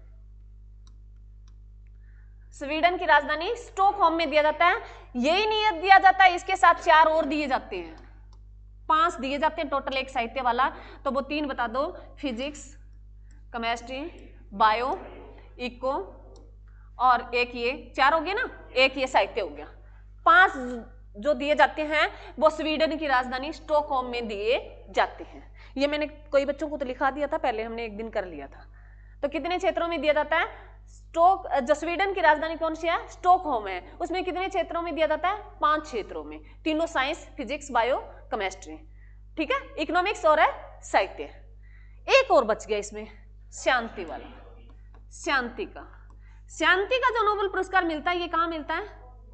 नॉर्वे की राजधानी ओस्लो में दिया जाता है। नॉर्वे की राजधानी ओस्लो में दिया जाता है शांति वाला नोबेल पुरस्कार। नॉर्वे की राजधानी ओस्लो में दिया जाता है। क्लियर है? अब एक और बता दो इसके साथ ही, जो शांति में हमारी रैंक कौन सी है? शांति में भारत कितना शांत है? भारत का शांति में सूचकांक पूछे मेरे बच्चों तो कितना है मेरे बच्चों? 115 हम शांत है मैडम। तो हमारी 115वीं रैंक है मेरे बच्चों। कौन सी है? 115वीं रैंक है। वो किस में है? ये लिख लेना, मैंने बीच में लिखा नहीं है। भारत शांति सूचकांक, भारत की रैंक है ये शांति सूचकांक में। कौन सी रैंक है? हाँ, पूरे विश्व में हम 115वें नंबर पे आते हैं जहां हमारी शांति है। अब तुम अंदाजा लगा सकते हो तुम्हारी कितनी शांति है ना? तो इसके साथ शांति से रिलेट करता है, हम खुश होंगे तो शांत होंगे तो खुश भी होंगे, अरे शांत होंगे तो खुश भी होंगे, बस यही मामला। तो खुशी में कौन सी है? हैप्पीनेस में कौन सी है हमारी? खुशी में अगर पूछे हैप्पीनेस है, कह दो इसको इंग्लिश में, तो इसमें हमारी कौन सी रैंक है मेरे बच्चों? 118वीं रैंक है। कौन सी रैंक है?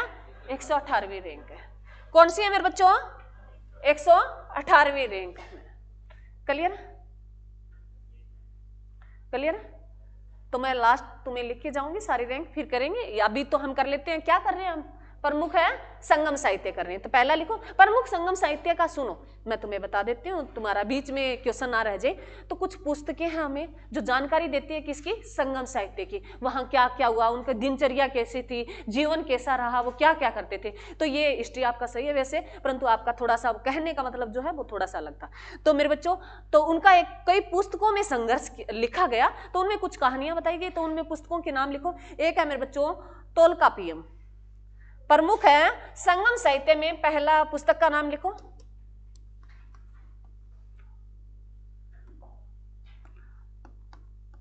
तोलकापियम। एक पुस्तक का नाम है तोलकापियम।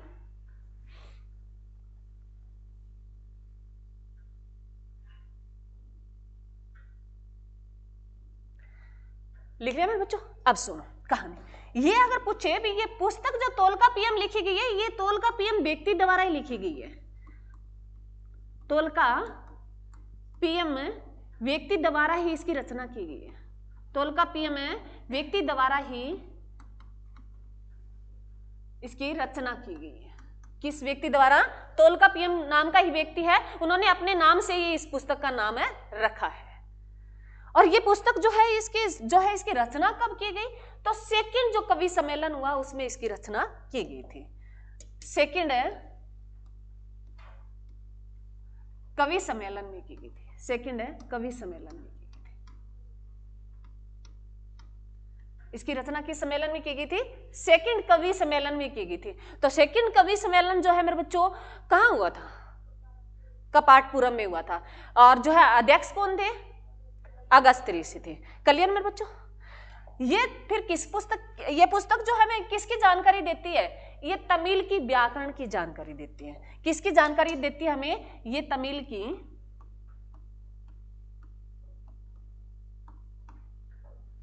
की व्याकरण की जानकारी देती है। ये पुस्तक हमें किसकी जानकारी देती है? तमिल की व्याकरण की जानकारी देती है। जैसे हिंदी की व्याकरण होती है वैसे तमिल भाषा की कोई व्याकरण होती होगी, है ना? अरे क्लियर? नींद आ रही है आपको? पानी पिया खड़ा होके?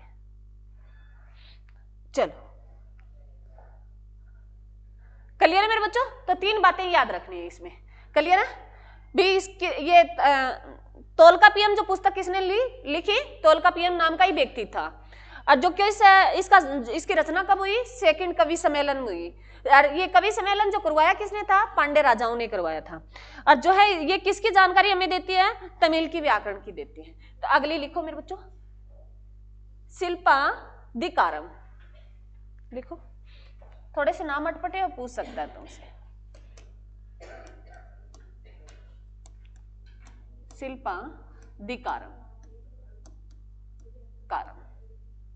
शिल्पाधिकारम लिखो। शिल्पाधिकारम है मेरे बच्चों।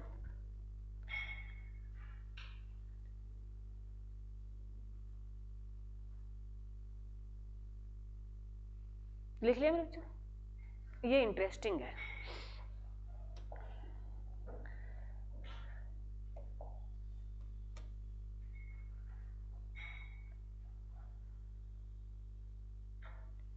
इसकी जो रचना की थी मेरे बच्चों वो इलंगो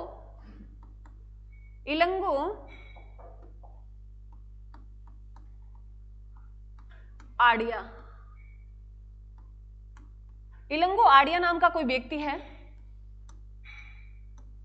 इसकी रचना की है। परंतु इसमें खास क्या बात है मैडम? ये तो मैं इतना इंपॉर्टेंट नहीं रखता, परंतु इसमें ये खास रहता है, ये एक व्यापारी की कहानी है। किसकी कहानी? इसमें किसका वर्णन किया गया? एक व्यापारी के, जो कोवलन नाम का एक व्यक्ति था। कहानी बताऊंगी तुम्हें। एक व्यापारी है मेरे बच्चों। व्यापारी क्या होता है मेरे बच्चों? एक व्यापारी की कहानी है ये। व्यापारी का नाम क्या है? कोवलन।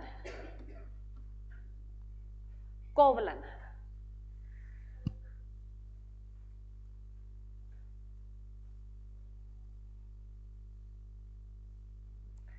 इसकी एक पत्नी है मेरे बच्चों कोवलन की,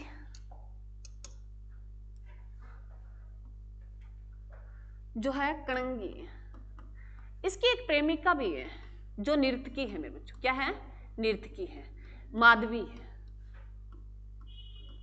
ये इसकी क्या है, प्रेमिका है,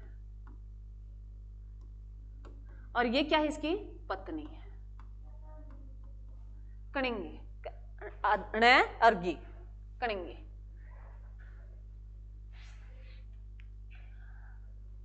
क अण आधा और गी, कणिंगी। तुमसे क्वेश्चन नहीं पूछेगा तो फिर लिखवा क्यों रहे हो मैडम, कॉपी भरवानी है। ये पूछेगा मेरे बच्चों, हो सकता है ये कहानी पूछ ले तुमसे भी। कोवलन जो है, क्या खास बात है इसमें, सुनो। कोवलन नाम का एक क्या है इसमें, व्यापारी है, किसी चीज का व्यापार करता होगा भाई, कोई ना कोई चीज का तो व्यापार करता ही है। तो कहते हैं भी कणंगी जो है इसको बाजार भेजती है व्यापार करने के लिए, भी तू जा कुछ कमा के ला।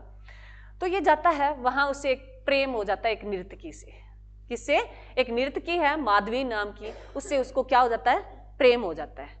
तो प्रेम हो गया भाई, पत्नी को छोड़ दिया, वही रह गया। और ये प्रेम वाली बात है, तुम मेरे से कुछ ठीक ही समझते हो, क्योंकि मेरा जो टाइम है वो चला गया भाई, अब इसमें मेरे को इंटरेस्ट नहीं रहा, आपको इंटरेस्ट आ रहा है, क्योंकि आप तो मानो ना मानो इंटरेस्ट आता ही है। क्योंकि ये एक जो है उम्र का पड़ाव होता है मेरे बच्चों, 12-13 साल के बाद 25 साल तक पूछो मत, प्रेम भर भर के आएगा। तो ये जो है, ये क्या कहता है, मार्केट जाता है और वहीं जो है नर्तकी के प्रेम में रह जाता है, और वहीं तो प्रेम नया नया प्रेम होता है, तो हर कोई खा लिया पी लिया ऐश कर ली, तो उसको लगता है भी पत्नी तो कुछ भी नहीं है, प्रेमिका बहुत अच्छी है तेरी, तो वो वहीं रह जाता है। वो बेचारी कणंगी क्या करती है, उसका इंतजार करते करते बूढ़ी हो जाती है। अब प्रेम कितना दिन चले तुम सोचो, प्रेम कितना दिन चले। प्रेमिका जो होती है, ध्यान रखना मेरे बच्चों, इस बात में तुम्हारा जीवन भी डिपेंड करता है, मैं जो बात करने जा रही हूँ। तो यहां तो उन्होंने एक पत्नी होते हुए प्रेमिका की, वो अलग बात है, और तुम्हारी तो चलो अभी तक कोई पत्नी नहीं है तो कोई बड़ी बात नहीं है। तो परंतु ध्यान रखना, प्रेमिका जो होती है ना, बस जो जितने दूर हो तुम, जब तक तुम दूर हो, मेरा कहने का मतलब है तुम मिल ही रहे हो बस, तब तक प्रेम है। और जिस दिन तुम्हारे पास आ गई, तब प्रेम धीरे धीरे वापिस मुड़ना, जितनी स्पीड से प्रेम आया उतनी स्पीड से वापिस जाएगा। अब देख लो कितनी स्पीड है तुम्हारी उसके सामने, जितनी हमारा ना पूरा कितनी भी हो, चाहे सभा कितनी बड़ी हो, हम पहचान लेते हैं वो खड़ी वो खड़ा। तो वो जो है मेरे बच्चों, तो ध्यान रखना, ये जो है कणंगी है, तो वो प्रेम क्या होता है भी बाद में खत्म हो जाता है, और वो उसको निकाल देती है, वो चली जाती है। तो वापिस लौट के आता है कौन, कौन लौट के आता है, कोवलन। किसके पास, अपनी पत्नी के पास, बस लास्ट वही होता है उसका। तो वो कणंगी के पास आता है, कणंगी फिर भी उसको माफ कर देती है, कणंगी उसको फिर भी माफ कर देती है, और उसे कहती है सुनो रे, अरे याद करने लग गई तुम, तो फिर कहती है भी चल कोई बात नहीं, मैं तेरी भूल माफ करता हूं, इंसान से भूल हो जाती है। तो उन्होंने इतनी, वो कितने दिल की, अच्छे दिल की इंसान थी जिन्होंने माफ किया, और फिर उसको अपने जो कंगन उतार के देती है भी तू अपना व्यापार दोबारा से शुरू कर। तो ये लेडीज अगर तुम कहो ना मेरे बच्चों, मैं ये कहना चाहूंगी भी, कह देते हैं हम एक लेडीज, मैं ये नहीं कहती लेडीज में एक खास है, क्योंकि हमें वरदान मिला है, हमें वरदान इसलिए ये मिला है भी हमारे बात कोई खटाती नहीं है मन में, हम कह देते हैं, अगर किसी से गुस्सा है तो हम उतार देते हैं। जेंट्स में ये खास बात है भी वो ना सह जाता है, जेंट्स सह जाता है, लेडीज कह देती है। बस यही गलती है हमारी, इस गलती की वजह से कह देता है भी महाभारत किसने करवाई, रामायण किसने जो है वो किसने करवाया, सारा लेडीज का खेल है। तो अरे राम इतना पवित्र था, सीता को क्यों छोड़ दिया उन्होंने, क्यों छोड़ा? जो ज्ञानी है, हम उसका नाम ले रहे हैं भी, इतना महान आदमी था, वो महान आदमी था मेरे बच्चों, ना कि वो भगवान था। भगवान का दर्जा दिया क्योंकि उन्होंने अच्छे कर्म भी बहुत किए थे, एक इंसान था हमारे जैसा, ही एक प्राणी था। तो उन्होंने सीता को क्यों छोड़ दिया, लोगों के कहने पे क्यों छोड़ा, क्यों छोड़ा? जबकि उस सीता ने, रावण ले गई, रावण जो उसको लेके गया रावण है, तो उसकी कोई ऐसी मनसा ही नहीं थी सीता के साथ, वो अपनी बहन के कहने पे लेके गया था। भी मैं राम से शादी करना चाहती हूँ, तो सीता को तू अलग कर देगा तो मैं उससे शादी कर लूंगी। बस ये कहानी थी मेन, अगर तुम पहुंचो तो। फिर भी लोगों ने कहा भी है ये नहीं है, फिर उसको छोड़ा तो सीता ने भी धरती में चली गई थी। जो ये क्या बोलते हो तुम, अरे उसके बाल जो पकड़े गए फिर वो रह गई, क्या बोलते हो उसको, डचाब कुछ है, डचाब होती है ना, डाब डाब जो है, कहते हैं भी चांद ये सूर्य ग्रहण जो है, चंद्रमा ग्रहण लगता है तो ये डाब छोड़ देते हैं तो उससे बिका नहीं पड़ता, भी वो चीज कम नहीं होती। ये हमारे ओपिनियन है, ये हमारे ओपिनियन है, हम जैसों ने दे दिया, मैंने बता दिया, मैं मेरा कुछ सही चल रहा है तो मैंने कहा भी मैंने ऐसे ऐसे किया, तुम भी कर लो तो हो जाएगा। तो ये अलग अलग आगे विचार है, चलते रहते हैं। तो मेरे बच्चों सब कुछ कोई भी पूरा नहीं है, परंतु फिर भी देखो एक लेडीज की बहुत हिम्मत होती है इस चीज में। और तुमसे खास बात ये कहती हूँ, लड़कियां भूल जाएगी तुम्हें, लड़कियां भूल जाएगी तुम्हें और तुम अपना जीवन खो दोगे। लड़के जो है ये आत्महत्या कर लेते हैं, बस मेरा सब कुछ वही है, माँ बाप को छोड़ देते हैं। लड़कियां माँ बाप को छोड़ के चली जाती है, वो अलग बात है, लड़कियों को कहना चाहूंगी, लड़कियां चली जाती है और बाद में जब कहते हैं भी थाने में जब शादी की जाती है, माँ बाप को कह देती है मैं आपको पहचानती भी नहीं। तो तुम भी कम नहीं हो, इनसे ज्यादा आ गया वो। तो ध्यान रखना मेरे बच्चों, ये हमारे इसकी भूल सब माफ होती है, लड़कों की भूल माफ होती है, लड़कियों की भूल माफ नहीं होती। ये सुना है भी लड़की भागी, आपने कभी ये नहीं सुना लड़का भाग गया। ऐसी क्या खास क्वालिटी है जो लड़की का ही नाम लिया जाता है? लड़का भी तो भागता है, अरे वो किसी के साथ ही भागी होगी, वो घर का चिराग जिसके माँ उसके लिए कितना वेतन करती है। लड़की, हम तो बिना बुलाए मेहमान हैं, हमारा कोई माँ इंतजार नहीं करती। हमारा जो है, हम चाहत हर किसी की है, हम है जो चाहत हर किसी की है, हर कोई इंसान चाहता है भी उसकी शादी हो, परंतु हम है जो है बिना बुलाए आती हैं। हमारे लिए कोई चढ़ावा नहीं चढ़ाता, तुम्हारे लिए चढ़ता है। तुम आ जाते हो तो भी तुम्हारे लिए फिर चढ़ावा चढ़ता है, हमारे लिए कोई चढ़ावा नहीं चढ़ता, हमारा कोई घर भी नहीं है। ये तो रील वायरल हो रही है, तुम देख ही रहे हो, परंतु तुम सोच के देखो मेरे बच्चों, एक लेडीज की जो है, देखो भाई, जो अब मैं तुम्हारे सामने खड़ी हूं, मेरे मन में क्या चल रहा है, तुम्हें कुछ कह रही हूं, वो तो गलत बात है ना, वो तो मेरे पे डिपेंड करता है ना। फिर वो भगवान भी तो ऊपर देख रहा है ना, वो भी डिसाइड करेगा मेरा जीवन। तो मेरे बच्चों एक विचार अच्छे रखा करो, कोई बात नहीं, तुम्हारी प्रेमिका है, रखो, कोई बड़ी बात नहीं है, आज का युग है, आने वाले टाइम में कोई दिक्कत भी नहीं होगी तुम्हें।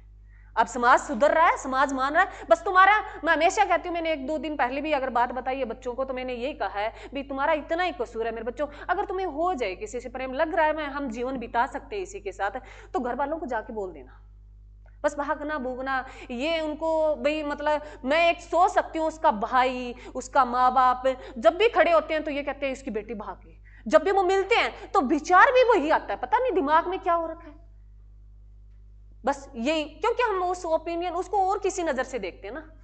तो मेरे बच्चों बस यही है तुम्हारी गलती, और कोई बड़ी गलती नहीं होगी। तुम घर वालों को कह देना, तुम्हारे मन में आए, घर वाले मान भी जाएंगे, आज का जनरेशन है धीरे धीरे मान भी जाएंगे, तो ऐसा कोई काम मत करना, और ठीक है। और कुछ लड़के मैंने देखा भी जिनके जमीन वगैरह कम होती है, पढ़ नहीं पा रहे हैं, तो वो ये सोचते हैं कहीं सेटिंग हो जाए बस काम चल जाएगा, तो ये मत, इस चक्कर में मत रहना, वो सेटिंग भी थोड़े टाइम तक चलेगी। तो ये जो है नृत्य की माधवी जो थी मेरे बच्चों, अब आ जाओ रे यार, अरे निकल जाओ, प्रेम से बाहर आ जाओ, कुछ भी नहीं पड़ा उसमें। तो ये कोवलन नाम का एक व्यापारी था मेरे बच्चों, जिसकी पत्नी थी कणंगी, तो वापिस आती है, फिर कहते हैं भी वो अपने कंगन निकाल के उसे दे देती है भी तू व्यापार कर सकता है, तो वो व्यापार करने जाता है, तो उसको वहां पकड़ लिया जाता है, किसको, कोवलन को, उसको पकड़ लिया जाता है और उसे ये इल्जाम लगाया जाता है भी ये कंगन तू चुरा के लेके आया है। वो प्रेमिका के कारण, प्रेमिका तो उसको छोड़ के कभी चली गई, वो वापिस काफी टाइम के बीच में आया। कहानी इंटरेस्टिंग है, वो क्या बन गया था, एक चोर बन गया था। तो जो है उसकी पत्नी, उसे वो कहा जाता है, भटकता भटकता हुआ अपनी पत्नी के पास जाता है, पत्नी कहती है कोई बात नहीं, तुमने जो गलतियां की है वो सब कुछ माफ है, ये ले कंगन, तू अपना व्यापार शुरू कर दे। तो वो कंगन बेचने जाता है, व्यापार शुरू करने जाता है, तो उसको पकड़ लिया जाता है और कहते हैं भाई ये चोर के लेके आया। तो तुम्हारे बाद में कोई माफ, वो उसकी पत्नी थी जो उससे दिल से चाहती थी, उसका वेट कर रही थी, उसने माफ किया, जबकि और दुनिया ने माफ नहीं किया उसको, तो उसको पकड़ लिया जाता है। तो उसकी सारी कहानी कौन बताती है, ये बताती है हमें, क्या नाम है, क्या नाम, शिल्पा अधिकारा। ये पुस्तक हमें उसकी जानकारी, एक प्रेम कहानी की बात, तो 2 बातें आती है, पत्नी और प्रेमिका, तो देख लेना मेरे बच्चों, तुम्हारे पे डिपेंड करता है। चलो एक और है मेरे बच्चों, छोटी सी उसकी पुस्तक है, लिखो उसका नाम, तिरुकुल है शायद नाम उसका, हाँ तिरुकुरल है, तिरुकुरल ने इसकी रचना की थी। बस एक ही है इसकी लास्ट, तिरुकुरल है। हाँ जी, इसकी रचना भी इसी नाम के व्यक्ति ने की थी, तिरुकुरल है।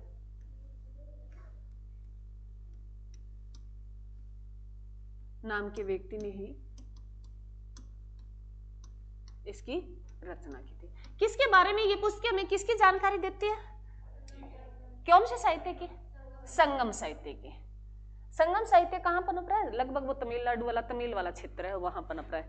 तो हमें संगम साहित्य की जानकारी ये 3 पुस्तक देती है मेरे बच्चों, याद रख लेना, ठीक है?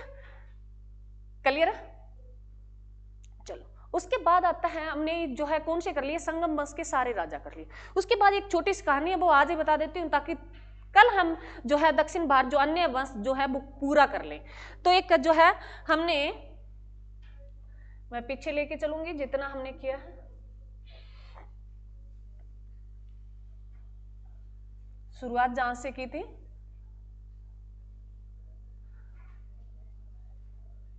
समझ में आया भी? अरे आया नहीं आया मैडम? और तो पता नहीं, प्रेम कहानी समझ में आ गई। वो तो कभी पूछ लेना, तुम्हें रात को भी पूछ लेना चाहिए, उठा के नींदा में बता देंगे हम, है ना? क्योंकि उसमें तुमने इंटरेस्ट दिखाया मेरे बच्चों। क्या दिखाया है? एक्टिव रहे हो तुम। बाकी एक बच्चे को नींद आ रही थी, वो भी एक्टिव हो गया। चलो सुनो रे, ये है मेरे बच्चों कौन सा है? दक्षिण भारत के अन्य वंश भी हुए हैं। ये थोड़ा सा हम देख लेते हैं, बस यही करेंगे, ये लास्ट है तुम्हारा, थोड़ा सा देख लेते हैं, कल हम इसको स्टार्ट कर देंगे। यहां एक वंश जो आता है मेरे बच्चों, कौन सा वंश? पल्लव वंश। पल्लव वंश, यहां कौन सा वंश आएगा? पल्लव वंश आएगा। कौन सा वंश? पल्लव वंश। उसके साइड यहां नीचे आएगा चोल वंश। चोल वंश। इधर ऊपर आएगा मेरे बच्चों वेगी। आज जो बच्चा कह रहा था ना मैडम ये क्या है, अब सुनो रे ध्यान से, जो यहां आएगा वेगी चालुक्य वंश। वेगी चालुक्य वंश। वेगी चालुक्य वंश। यहां जो आएगा मेरे बच्चों वातापी चालुक्य वंश। यहां जो आएगा मेरे बच्चों इस क्षेत्र में कल्याणी चालुक्य वंश।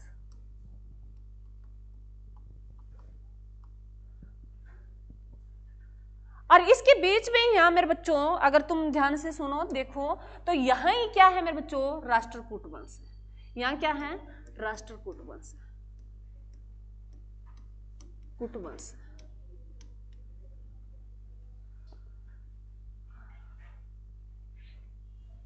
ये हम कल पढ़ेंगे, इसका सारा वन लीनियर वो लिखेंगे, वो तो हम कल ही लिखेंगे। थोड़ी सी जो है इनको जोड़ना सिखा रही हूँ, कल मैं ये तुम्हें दोबारा नहीं बताऊंगी, मेरे से रहा नहीं जाता।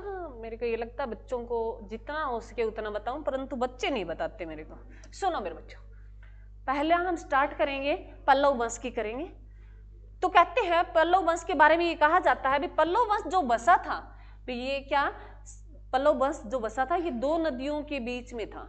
तो एक तो था इधर मेरे बच्चों कावेरी नदी, ये तो मैंने अब वाला जोड़ के मत चलना मेरे बच्चों भी मैडम कावेरी नदी तो यहाँ कर्नाटक महाराष्ट्र वाले में है। तो मैंने सही वो मानचित्र भी तो नहीं बनाया, मैंने छोटा बनाया, तो इसमें छोटा तो यही दिखाया है, ठीक है? तुम ये मत पूरा नदी तुम ऐसे दिखाओ मैडम, तुम्हें अभी सेंस पकड़ना है, ठीक है? पल्लव वंश 2 नदियों के बीच में था, एक कावेरी नदी और जो है एक इधर मेरे बच्चों कृष्णा नदी। कौन सी नदी? कृष्णा नदी। पल्लव वंश जो था, लिखना नहीं है, सुन लो, कल लिखा देंगे, सारी बातें लिख लेंगे।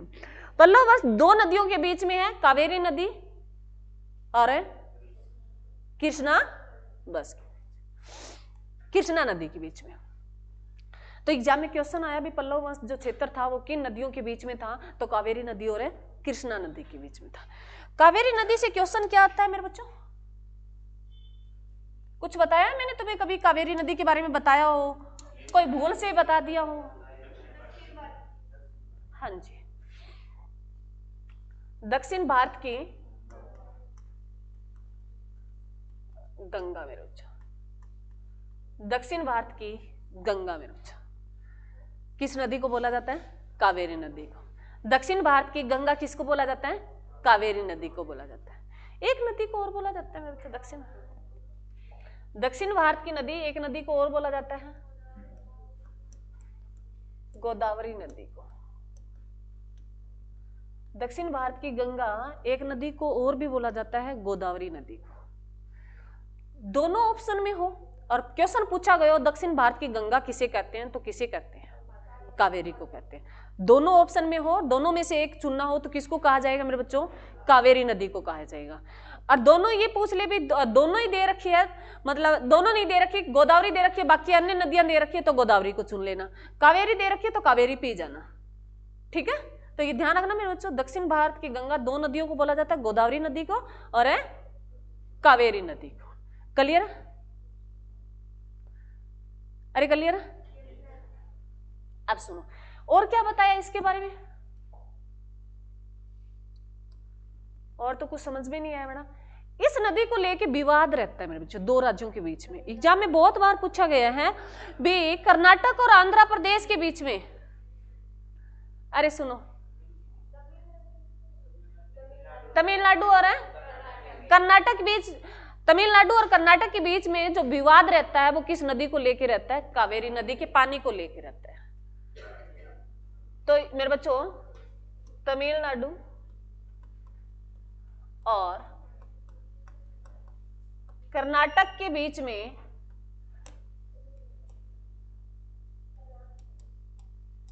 विवाद का विषय रहता है, वो किस नदी को लेके रहता है?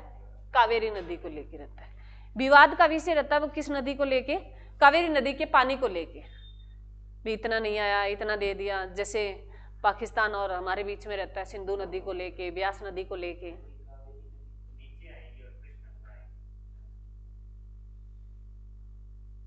नहीं मेरे बच्चे सुनो, पक्का कंफर्म है तुम्हें? मैंने आगे पीछे कर दिया? चलो सुनो रे, कोई बात नहीं मेरे बच्चों, ये कोई बड़ी बात नहीं है। मैं तो तुम्हें हिस्ट्री पढ़ा रही हूँ, ना कि ज्योग्राफी। ठीक है, तो ये कावेरी नदी वाला है, कृष्णा नदी मेरे बच्चों इधर ही आएगी, कृष्णा नदी यही आएगी, कावेरी नदी से ऊपर नहीं आएगी, कृष्णा नदी यही आएगी। मैंने ये तुम्हें बात पहले बोल दी थी। सुनो, अब तुम्हारा क्या, मैंने ये कहा भाई ये मानचित्र जो मैंने बनाया, मैप जो बनाया मैंने कंप्लीट नहीं बनाया ना, तो मेरे पास पूरा मैंने लेके चला, मैं नदियां तुम्हें वैसे नहीं कह रही। सुनो, ये इधर केरला और साइड जो है कृष्णा नदी बहती है। यहां अगर तुम देखोगे, अगर तुम ज्योग्राफी में देखोगे तो ऊपर है चलो कोई बात नहीं, कंफर्म करना जरूरी है, कोई बड़ी बात नहीं।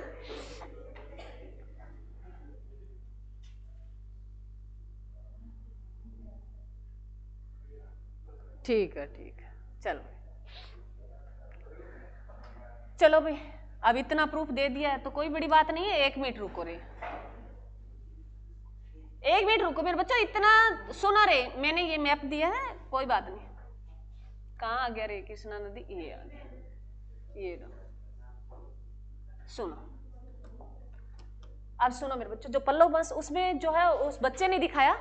अब सुनो उसमें क्या बात थी, जहां मैंने कृष्णा नदी लिखी है ना, यहां लगाई थी ना कृष्णा नदी, तो यहां कृष्णा नदी, यहां कावेरी नदी थी। यहाँ कौन सी थी है? कावेरी नदी। और यहाँ जो है ऊपर साइड कौन सी नदी दी है? कृष्णा नदी। परंतु इतना ऊपर नहीं है जितना मैंने ऊपर लगा रखा था, मैंने समझाने के लिए लगा रखा था, तुम मेरे सेंस नहीं समझ पाई। हो सकता है मैंने आगे पीछे तो किया है, ऊपर नीचे तो कर दिया होगा। क्या कर दिया? अरे चलो तुम ना, चलो कोई बात नहीं, ये लो नदी है, ये बंस नहीं है मैडम, पढ़ा पढ़ा के तुम्हारे दिमाग में बंस ही शुरू हो गया। सुनो अब कोई बात नहीं, अभी ये मेरे बच्चों मैं चलो बता ही देती हूँ। जो है कावेरी नदी है, इधर कावेरी नदी, यही बस लिख दिया क्या? ये कावेरी नदी है। सुनो रे सुनो, और बहुत कुछ बताना मेरे बच्चों, ये कोई दो बड़ा मैं इसको गलती नहीं मानती, हो सकता आगे पीछे। तो कावेरी नदी जो है वो नीचे है और जो है कृष्णा नदी है वो ऊपर है, उनके बीच में क्या है, पल्लव वंश है, तुम्हें इतना याद रखना है, ठीक है। उसके बीच में मैंने कावेरी नदी का तुम्हें बताया, ये दक्षिण भारत की गंगा है, और दक्षिण भारत की गंगा और किसको बोला जाता है, गोदावरी नदी को बोला जाता है। दक्षिण भारत की गंगा और किसको बोला जाता है, गोदावरी नदी को, ठीक है। उसके बाद तुम्हें याद रखना है मेरे बच्चों, ये कावेरी नदी किसके बीच में विवाद का विषय रहती है, तमिलनाडु और कर्नाटक के बीच में रहती है। ये क्वेश्चन बहुत बार पूछा गया। अब कृष्णा नदी से क्वेश्चन आया मेरे बच्चों, में नागार्जुन बांध कहां स्थित है, नागार्जुन है, अर्जुन जो बांध है वो कहां किस नदी पे स्थित है, तो कृष्णा नदी पे। नागार्जुन बांध है वो कौन सी नदी पे है, कृष्णा नदी पे है। ये रहता है मेरे बच्चों कर्नाटक और आंध्र प्रदेश वाले में, ये रहती है कर्नाटक और आंध्र प्रदेश के बीच का क्षेत्र, कृष्णा नदी लिखो रे। ये क्या किसके बीच में, कर्नाटक और आंध्र प्रदेश वाला क्षेत्र, इनके बीच में रहती है विवाद का विषय। कृष्णा नदी पे एक बांध बना है, कौन सा, नागार्जुन बांध, बहुत बार एग्जाम में आता है। तो कृष्ण भगवान से याद रख लेना मेरे बच्चों, वो नाग के फनों पे बैठते हैं तो उससे याद रह जाएगा, ठीक है। नाग से जोड़ के कृष्ण भगवान को याद रख लेना। अरे जब कृष्ण भगवान छोटे थे तब लेके जाते थे तो वो फन उस पर दिखाया गया ना वो सिनेरियो, तो उससे याद रख लेना, ये बांध याद रह जाएगा, हमें याद करने से मतलब है, ठीक है। क्लियर मेरे बच्चों। तो उसके बाद ये हम सारा जो है मेरे बच्चों, यह मैंने बता दिया, अभी पल्लव वंश आएगा, पहले हम पल्लव वंश पढ़ेंगे, फिर चालुक्य वंश पढ़ेंगे, बीच में हम राष्ट्रकूट वंश पढ़ेंगे। तो चालुक्य वंश 3 जगह रहा था, एक वेगी जो है उड़ीसा वाला क्षेत्र के आसपास क्षेत्र था, एक जो है मेरे बच्चों ये कर्नाटक वाला क्षेत्र था, एक गुजरात महाराष्ट्र का कुछ क्षेत्र था। तो ऐसे हमें कल इसको पूरा कंप्लीट करने का काम करेंगे। क्लियर। अब बताओ कोई बच्चे को किसी को दिक्कत हो कोई प्रकार की, तो ये कोई बात नहीं, जो है मेरे से आगे पीछे हो गया, मैंने ये तुम्हें स्टार्टिंग में बोल दिया था। चलो यहां तक मेरे बच्चों ये कर लेना।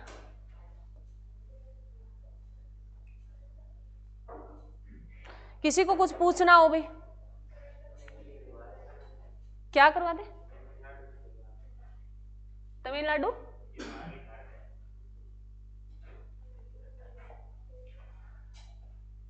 तमिलनाडु का त्योहार है,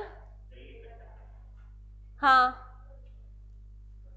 कुछ आगे भी तो बोलो, क्या है, खत्म ही नहीं हो रहा क्या, कितना को हो गया ये।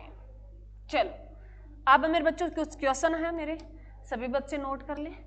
हमारी 96 रैंक किस में है, 99 किस में है, 115 किस में है, 118 किस में है, 102 किस में है, 130 किस में है, और 131 किस में है, 151 किस में है, 38 किस में है। बातें नहीं भाई, बातें नहीं, ये रैंक बतानी है तुम्हें, 3rd किस में है और 4th किस में है,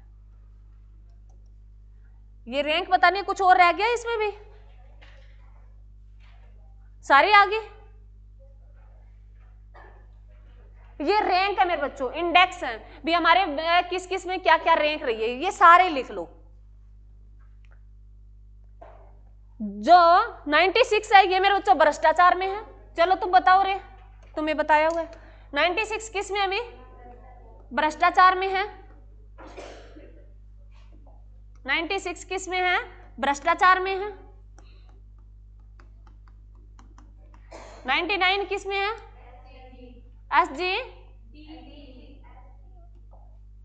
एसडीजी में है। एसडीजी क्या बोला है मेरे बच्चों, 115 किस में है, शांति में, 118 किस में है, खुशहाली में है, खुशहाली लिख लो मेरे बच्चों, खुशहाली में है। 102 किस में है, भूखमरी में है। 130 किस में है, एसडीआई में है। 131 किस में है, जेंडर गैप में है, जेंडर गैप लिख लेना। 151 किस में है, प्रेस में है। 38 किस में है, नवाचार में है। 3rd किस में है, पावर इंडेक्स में भी। और 4th किस में है, नहीं करवाया, करवाया रे पुराने बच्चों, फायर है, हाँ फायर में है। 4th। और वैसे सेना की बात करें तो भी हमारा देश 3रे नंबर पे है। सेना में अगर बात करें तो ये सारे लिख लो। ये इंडेक्स पूछता है तुमसे मेरे बच्चों, भाई भारत की रैंक किस किस में किस किस की है। भ्रष्टाचार तो तुम जानते हो, सारे करप्ट हो, है ना। विकास तो पूरे प्रूफ के साथ कर रहा है, यस मैम कोई दिक्कत नहीं है।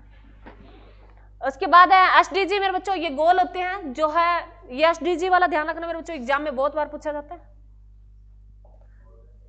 ये सस्टेनेबल डेवलपमेंट गोल है मेरे बच्चों, ये कितने थे? 17 थे। कितने थे? इनकी संख्या 17 है मेरे बच्चों। इन गोल की संख्या कितनी है? 17 है। और जो है ये कब से लेके कब तक चलेंगे मैडम? 2015 से ये 30 तक हमने टारगेट रखा, अभी हम 17 गोल पूरे कर लेंगे। वो भी तुम देखो क्या कर सकते हो।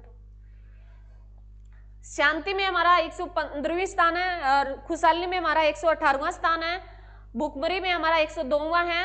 एसडीआई जो है हमारा, एसडीआई में 3 कंपोनेंट होते हैं ना, कौन कौन से 3 घटक कौन कौन से होते हैं एसडीआई में? बताओ क्या होता है एसडीआई? क्या होता है?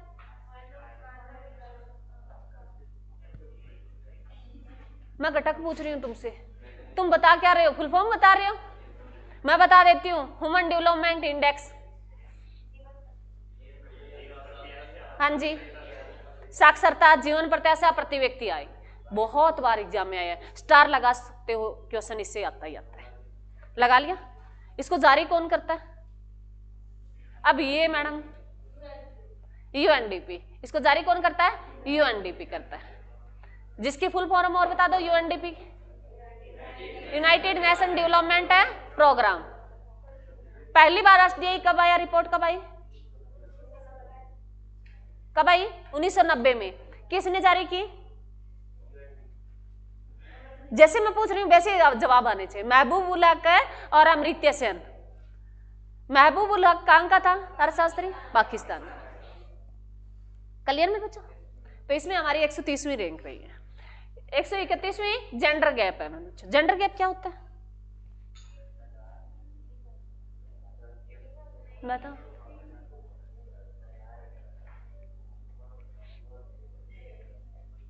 चलो कोई बात नहीं, कल बता देना, क्वेश्चन मार्क लगा लो। प्रेस में हमारी मीडिया का स्थान है 115वां भाई, 151वां हमारा मीडिया है, वो किस पे है? 100। प्रेस दिवस किस तारीख को मनाते हैं वो बता दो? 3 मई रे काम। विश्व प्रेस दिवस किस तारीख को मनाते हैं? 3 मई को। और 3 मई को ही रिपोर्ट जारी होती है और उसमें रैंक बताई जाती है किस मीडिया की कितनी रैंक है। तो हमारा भारत जो है 151वें नंबर पे। 38 नवाचार में इनोवेटर, उसमें 38वीं रैंक है। पावर में 3rd। तो 2 पहले कौन से वो बता दो? यूएसए। तो मैं हमेशा ही बोलती हूँ तुम्हें, सबसे पावर पूछे किसी में पूछ ले, यूएसए। उसके बाद चीन, चीन। और तीसरा स्थान भारत का, चौथा रूस का। और ये फायर वाला, ये फायर क्या है वो बता देना। 2 क्वेश्चन दिए तुमसे, तुम्हारा भी दिमाग तो हिलना ही चाहिए। ये 2 क्वेश्चन है, ये कर लेना मेरे बच्चों। Thank you.